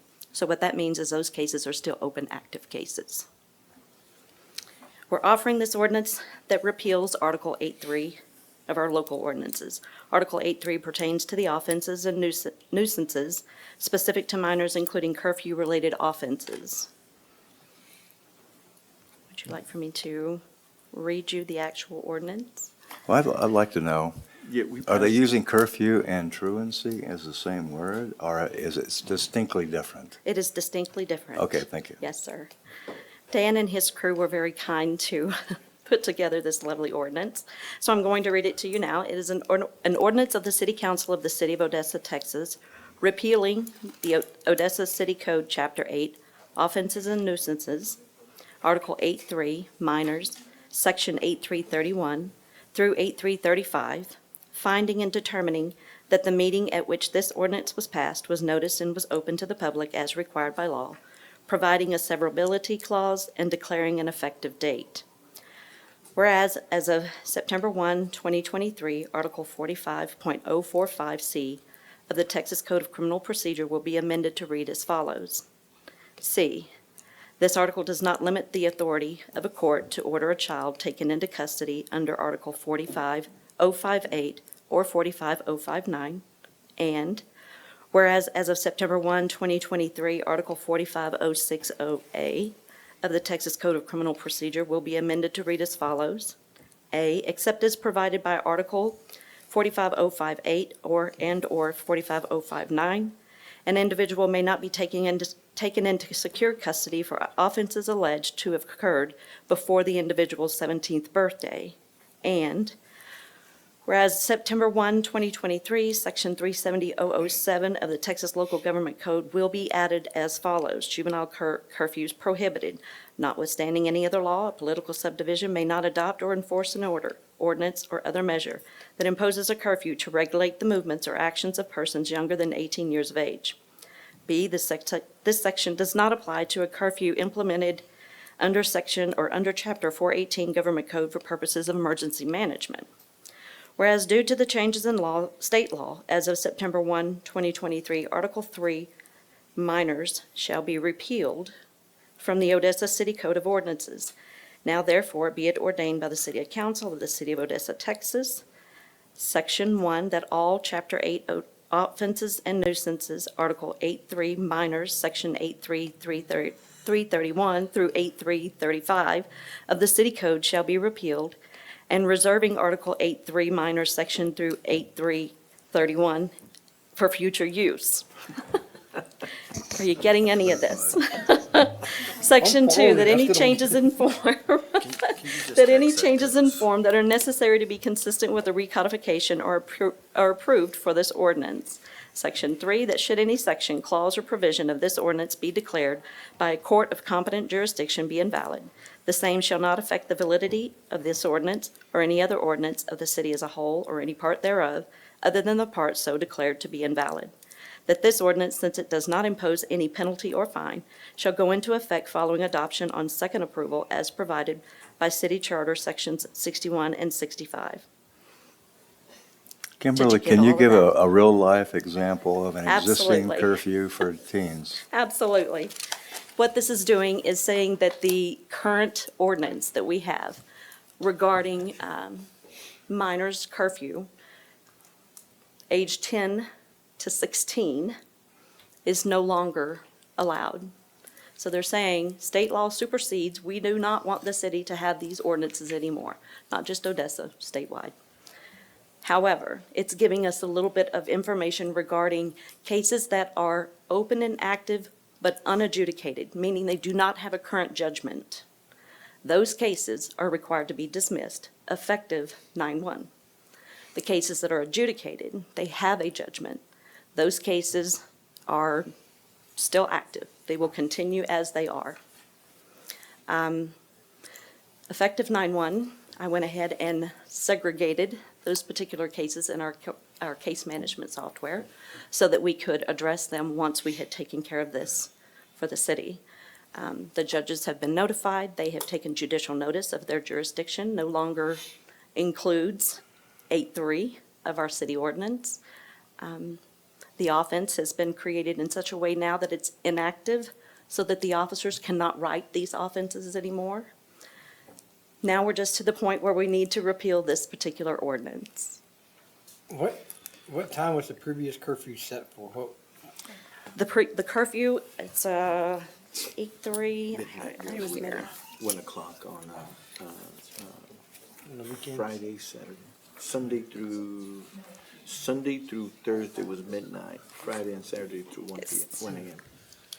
11 p.m. on any Sunday, Monday, Tuesday, Wednesday, or Those are Thursday outposts. until 6 a.m. the following day. And then 12:01 a.m. until 6 a.m. on any Saturday or Sunday. I did vote for the curfew. Kimberly, I have a question. Has ECSD been informed of this, or do they know? Are we going to inform them? Or? I'm sure they're aware of it because it is statewide. However, I'd be happy to notify them. I'm sure they can take that into so this is consideration when coming from writing. statewide, that we can no longer enforce these? Yes, you cannot adopt, enforce We have to. curfew ordinances. John, we talked about this. Remember I had asked you about the, what do they call it, the Death Star? Death Star bill, but it's the preemption bill. We could put one in place, but it wouldn't do anything. It'd be preempted because the state is taking positive action already at the state level. The state created the city, therefore we can't create something in conflict. Yeah. So this is one of the casualties. Yeah. And we've had the curfew enacted midnight. Is that I just don't It's been a remember. long time. It really has. I was on the council when we did that. And for the court, and state law, of course, supersedes our ordinances. However, we've taken care of our part. I just wanted to make sure that any action needed to be taken by the legal department through its prosecutors, things like that are covered as well. And this will help them be able to move forward and submit those motions that they are required to do to the judiciary. Since you've already moved the case, how many cases are it's gonna be dismissed? It's going to be less than 1,000. Okay. What about those that are, been adjudicated, fines, things that haven't been paid, they're still ongoing? There are about 500. All the others have been adjudicated We and didn't collect the thing, we're closed. definitely not collecting now. So, well, at least there's 1,000 cases coming off the books. Yes, yes. Yeah. And look at the chief is smiling. That's one less tool. Unfortunately. Any Any other- further anything else on questions? this? No, Any- sir. Council, any comments? Man, this thing was, Just mind-boggling, though. well, trust me, there's gonna be more to come. You know, this is just the beginning. This is the first step. There's gonna, that Death Star, preemptive thing is going to wind up incinerating a lot of things. We've been discussions asked about the gamers, asked a lot about a lot of things, so. That you've had there's on gonna your be some books for a clarity and long some time. Money I coming in can for. see that coming in the It gets- near future. It gets pretty muddy too, when you start talking about a homeless rural city. You have more latitude than a non-homeless. Yeah, yeah. Mr. Mayor, was this thing not put on, this was, what happens when a city protests this and blocks this? A judge didn't he block this ordinance from the state? Didn't they block this not to go into effect? No, I don't, I think it's in effect. And I don't, So if we're I gonna don't do think this there's any and law out it's there, any blocked judge and has then it blocked it. gets overturned, are we gonna have to come back and put this back into place? I don't think it'll be blocked, because the state legislature signed off on it, I believe the governor signed off. And I don't believe there's that big a controversy No, on it state not on law. something like this. If they did, you wouldn't come put it back into effect unless you decided that you wanted it. And it could be a new ordinance at that point. Because it'd be in limbo, because the thing is, if somebody were to sue and say that, we're not going to rescind it, we're going to continue to enforce it, they would have to bring suit against the city, and then they would have to ask for, what do you call mandamus or an injunction. And then they would go into hearing, and then if it would stay and just be continued in the courts, it would be in limbo. And so everybody's, And one of the reasons that we're doing this is so that we don't get sued, because we still have it on the books. Yeah. Exactly. So that's what Kim has done for us. Yeah. Well, I wanted to thank Mr. Bernal and Dan for giving me this opportunity to actually come before you. I've not had that opportunity before, so well, we I appreciate you appreciate that. spending a lovely evening with us. We're trying to get you out of here as quickly as possible. I'm not volunteering, to do it again soon, but I will be happy to come back in should I need don't- to. But we knew that she would already have it taken care of, and she could give you the numbers, 1,000 cases, and soon to be 500, so there you go. Yeah. All right. This is just the first reading. The second reading will be. Yes. Yeah, this is first approval, and then we'll wind up doing it in 2 weeks. 2 weeks or 4 weeks? 2 weeks. We'll just do a consent. All right. We won't even have to come back. Yeah. We'll do a consent. So, this is item 19. Council, any further discussion? If not, I will consider a motion and a second for appreciate approval on item 19 as presented by Kimberly. So moved. I have a motion by Councilmember Mata. Do I have a second? Second. Second by Councilmember Swanner. All in favor indicating by saying aye. Aye. All opposed indicating by saying nay.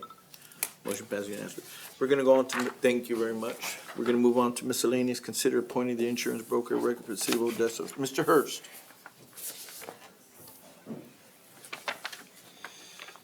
Good evening, Mayor, Council. I'm coming to you in a little bit different role this evening. This is the time of year that we need to review the aspects of our insurance programs. With the recent action of council, the risk department needs to develop a partnership with a new broker. And I've had the pleasure of meeting with a group representing Silverback Financial. I'd like to introduce their CEO, Rylan Hakert, to discuss what his firm is prepared to do on behalf of the city of Odessa. with council's approval. Ron? Good evening. Thanks for having me tonight. Boy, I thought this was, I'm gonna be boring, but it was anything but. This was a fun night so far sitting here, and what I can see is that everybody behind that desk is very passionate about helping and making the right decisions on behalf of the city and behalf of the people that you represent. I feel the same way, and the passion that I have as CEO and founder of Silverback Financial, helping communities, helping families is at the heart of what we do. My wife is a Permian graduate. I know there's a little bit of a in-town rivalry between two schools, so I don't want to put people off there, but we figured what better place to start our outreach of what we can do for cities than our hometowns. My hometown being from San Angelo, so that's where we intend to go next with our services. But we're only going to be doing this particular service that we're discussing, that I'm going to discuss with you, for our hometowns. The only reason being is we don't like to work for free.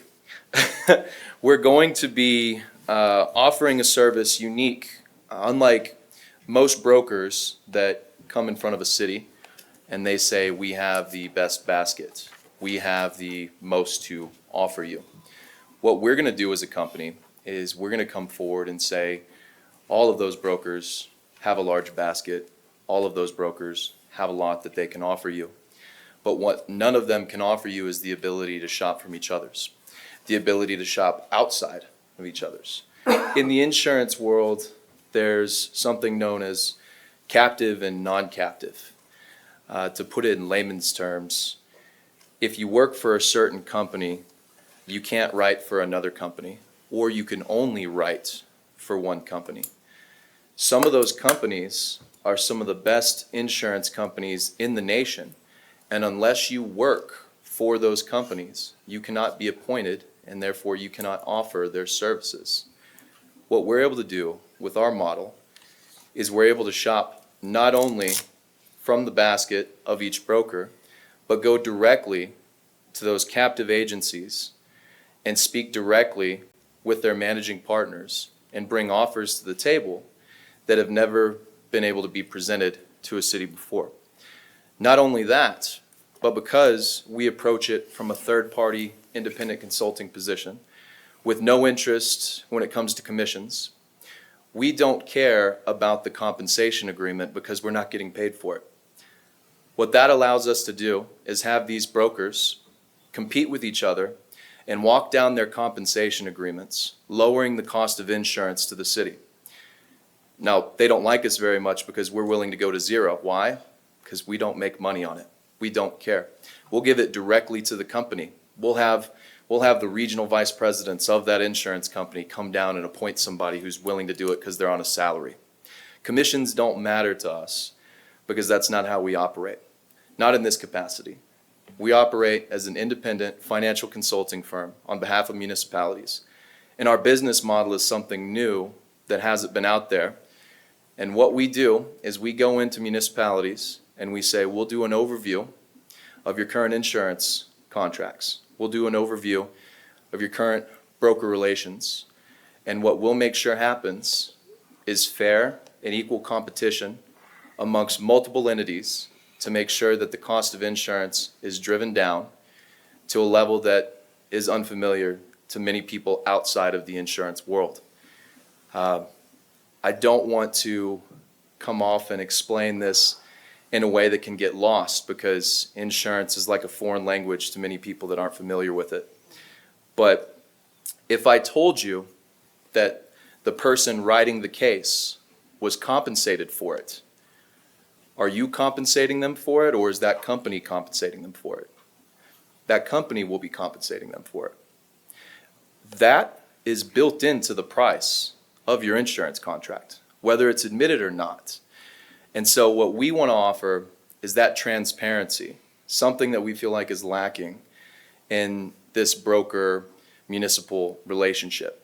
That transparency to show not only the offers, being made by these institutions, but the counteroffers and the negotiations going on behind closed doors to walk down the cost of insurance for the city. Sometimes recommendations are made that aren't necessarily the best for the city, but it can be best for the broker or the agent writing them because of compensation. We can eliminate that. We can remove that compensation agreement or walk it down to where that's not a factor.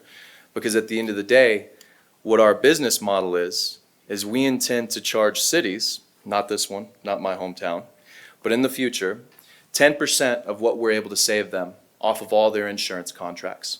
Therefore, it's in our best interest to work as hard as we can to save the city as much money as possible, wherever it's in their best interest to get your business. It's in our best interest to save you money. And we believe that what we're going to be able to do for the city of Odessa is going to be a catalyst for our business in the future for helping out other municipalities, where we're going to be able to capitalize on the amount of money that we're able to save those cities. Recently, we've done a little bit of a feeler to see if there's anything that can be done for the city. We've managed to see several areas that we believe that we can have a major impact, bringing down the cost of insurance. And we really look forward to being able to offer our services and show what our company is fully capable of doing if we were given the authority to do so. Ready for questions? I think we're absorbing it. Well, the more you save, the more that you would make. Or the more you save the city, the more that you would make. Yes. So off of that, yes, the only thing I wouldn't want to see is the compromise of the services that are actually rendered because the price went down. Mm-hmm. How do you balance that? So what's going to happen is every broker out there, if not ourselves, they want the city's business, because it's not just what comes from the city itself. It's ancillary business that comes from helping the city out. You see, we're more than confident in being able to bring forward companies that have reputable records that can handle a contract the size that the current city is with. We don't deal with below A-rated companies. You're not getting a drop-off Okay, you're in sticking a service. day then we're cool. Mhm. Yeah, you're not getting a Cool. drop-off in service. Okay. Okay, so you said something about a 10% on the savings, except for the city. Hmm. So there's gonna be no 10% on the savings? We're willing to do this for free for this city because this is the first city that we're doing this for. We intend to charge going forward because we are going to be a for-profit company.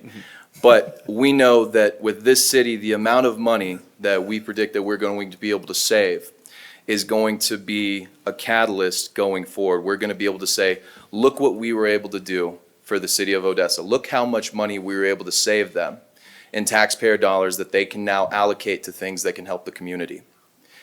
And if we go in there and we do that, and we do what we're capable of doing, I know that our company is going to make an exceedingly large amount of money on business that we do in the future. And I don't know a more honest approach than saying we get paid off of what we save you. That seems pretty fair. So, you know, I'm a lot younger than most, and older than some, at 58. At 18, and not really concerned about insurance. But as we have a lot of longevity employees, one of the things is that everybody wants more coverage at a lower price. I think this has been a discussion and a goal for as long as I can remember. And I think this is what I know this is what we discussed, that we want to go forward, because we need it as a recruiting tool. Council, I want to go ahead and open up for the dais for discussion. Any questions? Still trying to absorb it, you know, because when we start talking insurance, get glassy-eyed, trying to, you know, figure out this language.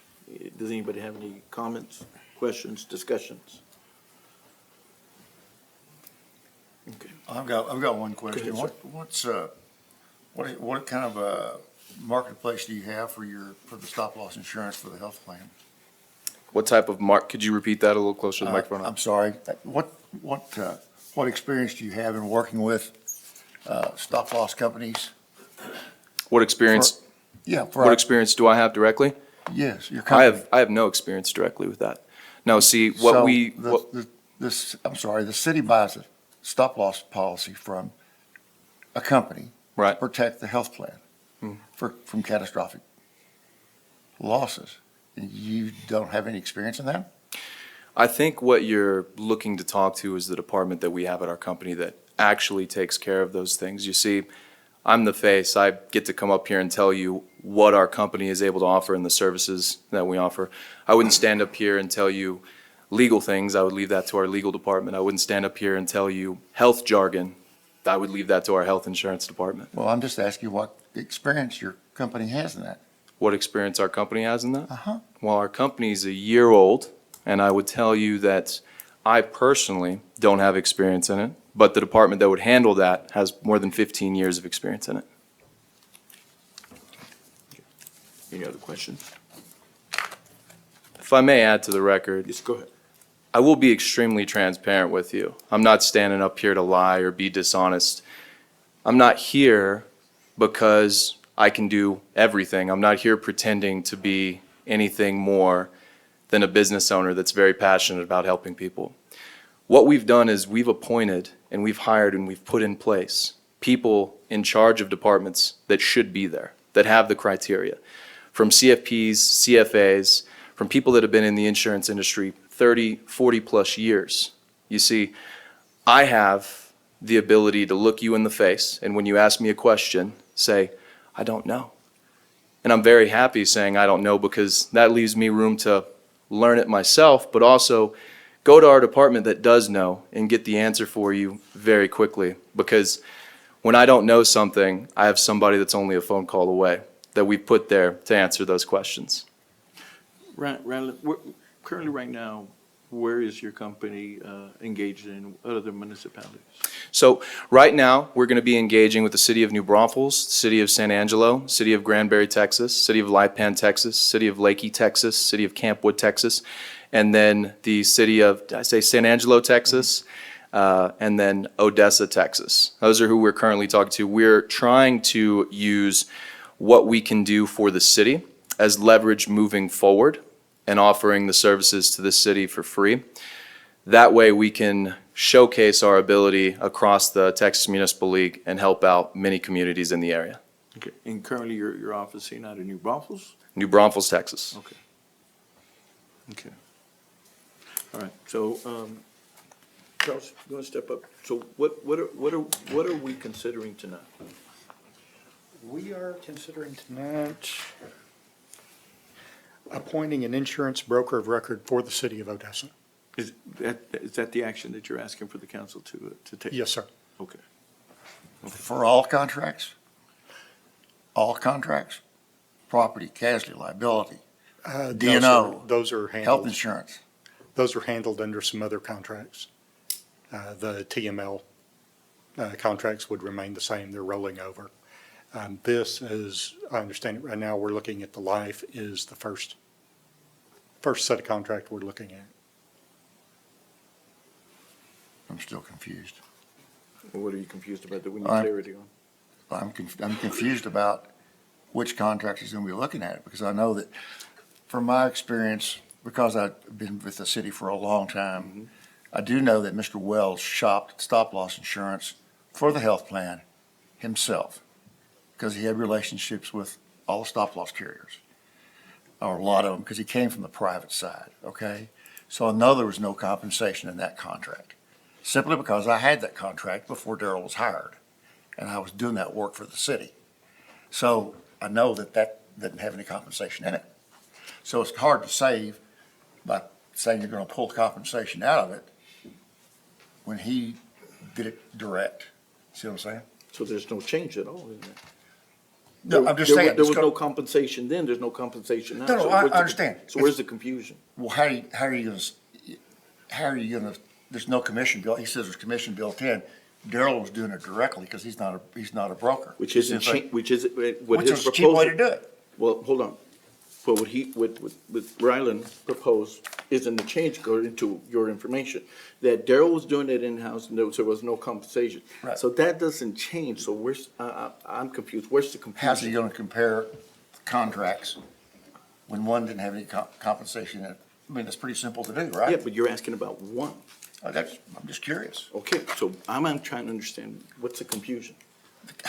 Never mind. Okay. Never mind, it's confusion from the start, so I just don't know how you're gonna compare it when there's no if you can't pull compensation out, how's he gonna lower cost? Okay. Okay? Because Daryl had a wide net. Did he? He did. Okay. Very well respected in the risk management business. Okay. I'll Just take your let word. you know that. No, I don't know. That's why I'm That's asking a why I'm question. sharing it with you. Well, yes, sir, I know. I've had to be silent all the rest of the time, so now I'm gonna tell you what I know. And Mr. Thompson, that's not my fault. You had a conflict of interest that you had to deal with, and that's just the law. That's Yeah, fine, okay. I'm good with that. Okay, and so, but you asked a question, and I'm just asking a question, and, because, like I said, when it comes to insurance, we get glassy-eyed. So we're trying to learn, and we're trying to absorb what's going on. I understand. Trying to And so, help. you're in the business, and you have been for the city for more than 30 years, and so this is what we're trying to learn. Once again, I ask, this is one of the most key things for all the employees that work for the city of Odessa, is they want to be able to have, everybody's wish is to have more insurance, out of network at a lower cost. That's the challenge for everybody to do. And so, Mr. Hurst, what you're asking us today is to choose a broker of record, simply right now. Yes, sir. Okay. For simply the life insurance policies, or? But, you want to go ahead? Yeah, what I'm concerned about is, I don't think we can just appoint a broker of record without a professional services agreement. Right. Okay. Now, we can go out, just like hiring an attorney. Mhm. You can go out and you can say, hey, this is who we want, or that one over there is who we want, okay? Okay. Is this how we're gonna handle like a professional service? Yeah, we're gonna Okay. have to do a professional services agreement, so. Okay. My advice tonight would not be to enter into, to appoint them. Okay. But would to say, okay, Mr. Beckmeyer, Dan Jones, go out and figure, some professional services agreement with them, and then we'll bring the actual contract, the agreement back to you in a couple of weeks. Mr. Big Mac, I mean, you in agreement with that? I agree, we talked about this. a bit Yeah, because. ago. I apologize, Mayor, I cut myself off too early, but that was the discussion. Yeah, I just. Okay, yeah, because that I'm was sorry, the part I read that the- confuses me. Yeah. I read the We got- item off of there's- the agenda, and That's the way it was done. That's the way it's been done for 30 That's years. the way we got to do it. We have to Okay, do it right. so basically, Because Daryl did it right. He did. so basically what we're doing is a professional, so We'll do a professional services. we're charging agreement. you to do that and then bring the proposal back to us. Okay, so so Dan, so what's the action that we have to take today? Okay, so this is the way this is gonna play out. So, we don't have to do an RFP or anything like that Okay. for any of this. This is a broker, an insurance consultant, an attorney, whatever. You can go out, you can grab one and say, hey, we like this one. We like the bald one over there, okay? Okay. Okay? Yeah, I get it. You can pick him up, okay? Here's the thing. Now, you have to enter into a contract, a professional services agreement with that insurance broker. Now, we would be sitting here, the insurance broker would be here, and everything on the other side of that insurance broker, the broker will facilitate for us. But everything else is gonna be competitively billed. But the broker would handle it for the city. Okay. And basically take us out of it. So Which what, is exactly the way it's been handled for the last 30 years. so what action do we have to take? What would happen with the agreement then, if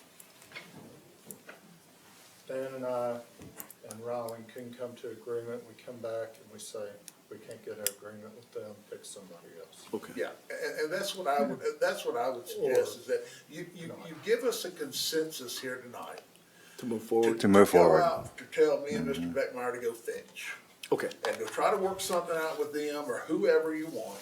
And then we will put together an agreement in writing, and it will lay it all out, and we'll bring it back to you in a couple of weeks, and then you can say yay or nay, or, oh no, we're not doing that, or we are doing it. We'll have all the details on professional Yeah, service, because- if there's one that can be. Because every time I go out and I hire an attorney, I do an engagement letter, okay?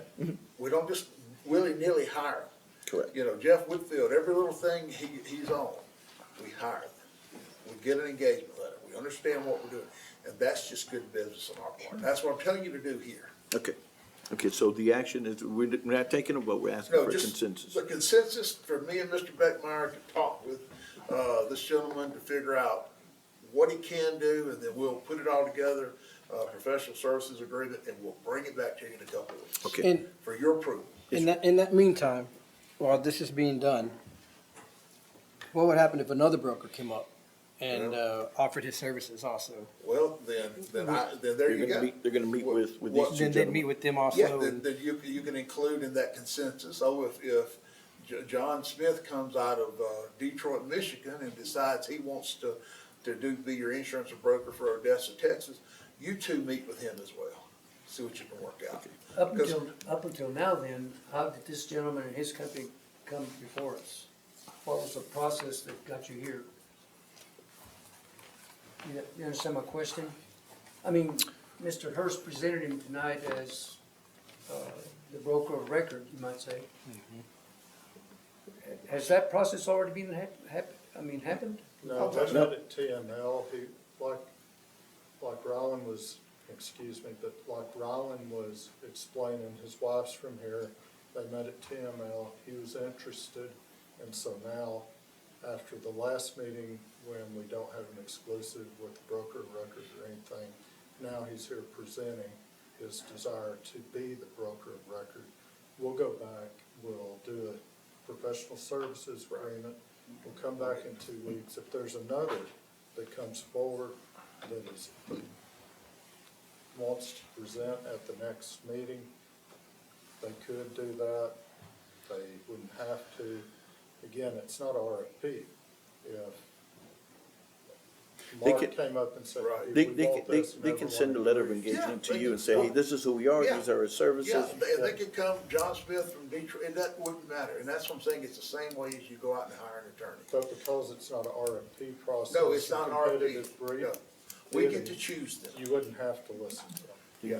It would be- We have the freedom. Basically, we can charge to choose both the them. city manager and city attorney to engage on this. Yes, And to go forward. and to bring out whatever contracts, whatever letters of engagement that, that come back, we'll bring them back to you. Okay, using the same process we've been doing for 30 years. Okay, That's the way it's been done for 30 That's the way years. it's been done. not a problem. Yes, that's what it's always been done. Well, now we're crystal clear. And like I say though, the thing is though, Which is the right way to do it. once whoever the broker is we engage them, on the other side of the broker, they will facilitate for us with the insurance. And that's when the competitive bidding on the insurance will come in. Let the frenzy begin, Yeah, hopefully. oh, Lord willing. But I mean, but that's what a broker will do. They basically facilitate. Okay, And Mr. Wells, he was smart enough to know all that. okay. Council, do we have a consensus to direct our city manager, John Beckmeyer, assisted with the city attorney, Dan Jones, to facilitate a letter of engagement for whether it be Silverback or anybody else? Aye. Okay, we have a consensus? yeah? Yes. Okay, Mhm. we have a consensus, we'll go ahead and move forward. And, yes, sir. And Mayor, I would say that if anybody else is out there and wants to be a broker, contact us. Come to City Hall, grab Mr. Beckmeyer, grab me, and let, because who knows who else is out there. Sound the trumpet, let them all come in, you Yeah, guys are the let them ones, all come. you guys are the ones dealing with it, We not don't have to us. deal with it. Yeah, we don't have to deal with it, it's you Yeah, guys. and we'll Okay. come back to you in a couple of weeks with everything. So we have a consensus to direct City Manager Dan Jones to facilitate a professional agreement for our seeking a next broker record. All right. Ronald, is there anything else? Mr. Hurst, thank you. Ronald, you'd like to? I appreciate I y'all's time. appreciate Thank your you. presentation. Thank you. Okay, so we're gonna move on to item 21, appointment of boards. Ms. Grimaldo? For the Emergency 911 Advisory Board, reappoint Chief Mike Kirky. Do we need to interview this gentleman, do a background? or do we need Yes, to, most definitely. Is he still interested in Is doing he still service? interested in serving? Well, he's not rushing to the podium, so that's He the first sign of hasn't indication. nodded yes or no, so. He just said that he needed a background check. Okay. Oh, so you are volunteering for it? Okay, is that the only one we got? Yes, sir. Okay. I'll make the motion before he changes his mind to reappoint Chief Gerke to the Emergency 911 Advisory Board. Do I have a second? Second. I have a second by Councilmember Mata. All in favor indicating by saying aye. Aye. All opposed indicating by saying nay. Motion passes unanimously. We're moving on to the last, that's it? That last item, it should be item 22, is, seeing that there's no more business before the city council, I have a motion to adjourn by Councilmember So moved. Sawaners. I have a second by Councilmember Vasquez. All in favor indicating by saying aye. Aye. All opposed indicating by saying nay. Motion passes unanimously. We are adjourned. Be careful going home.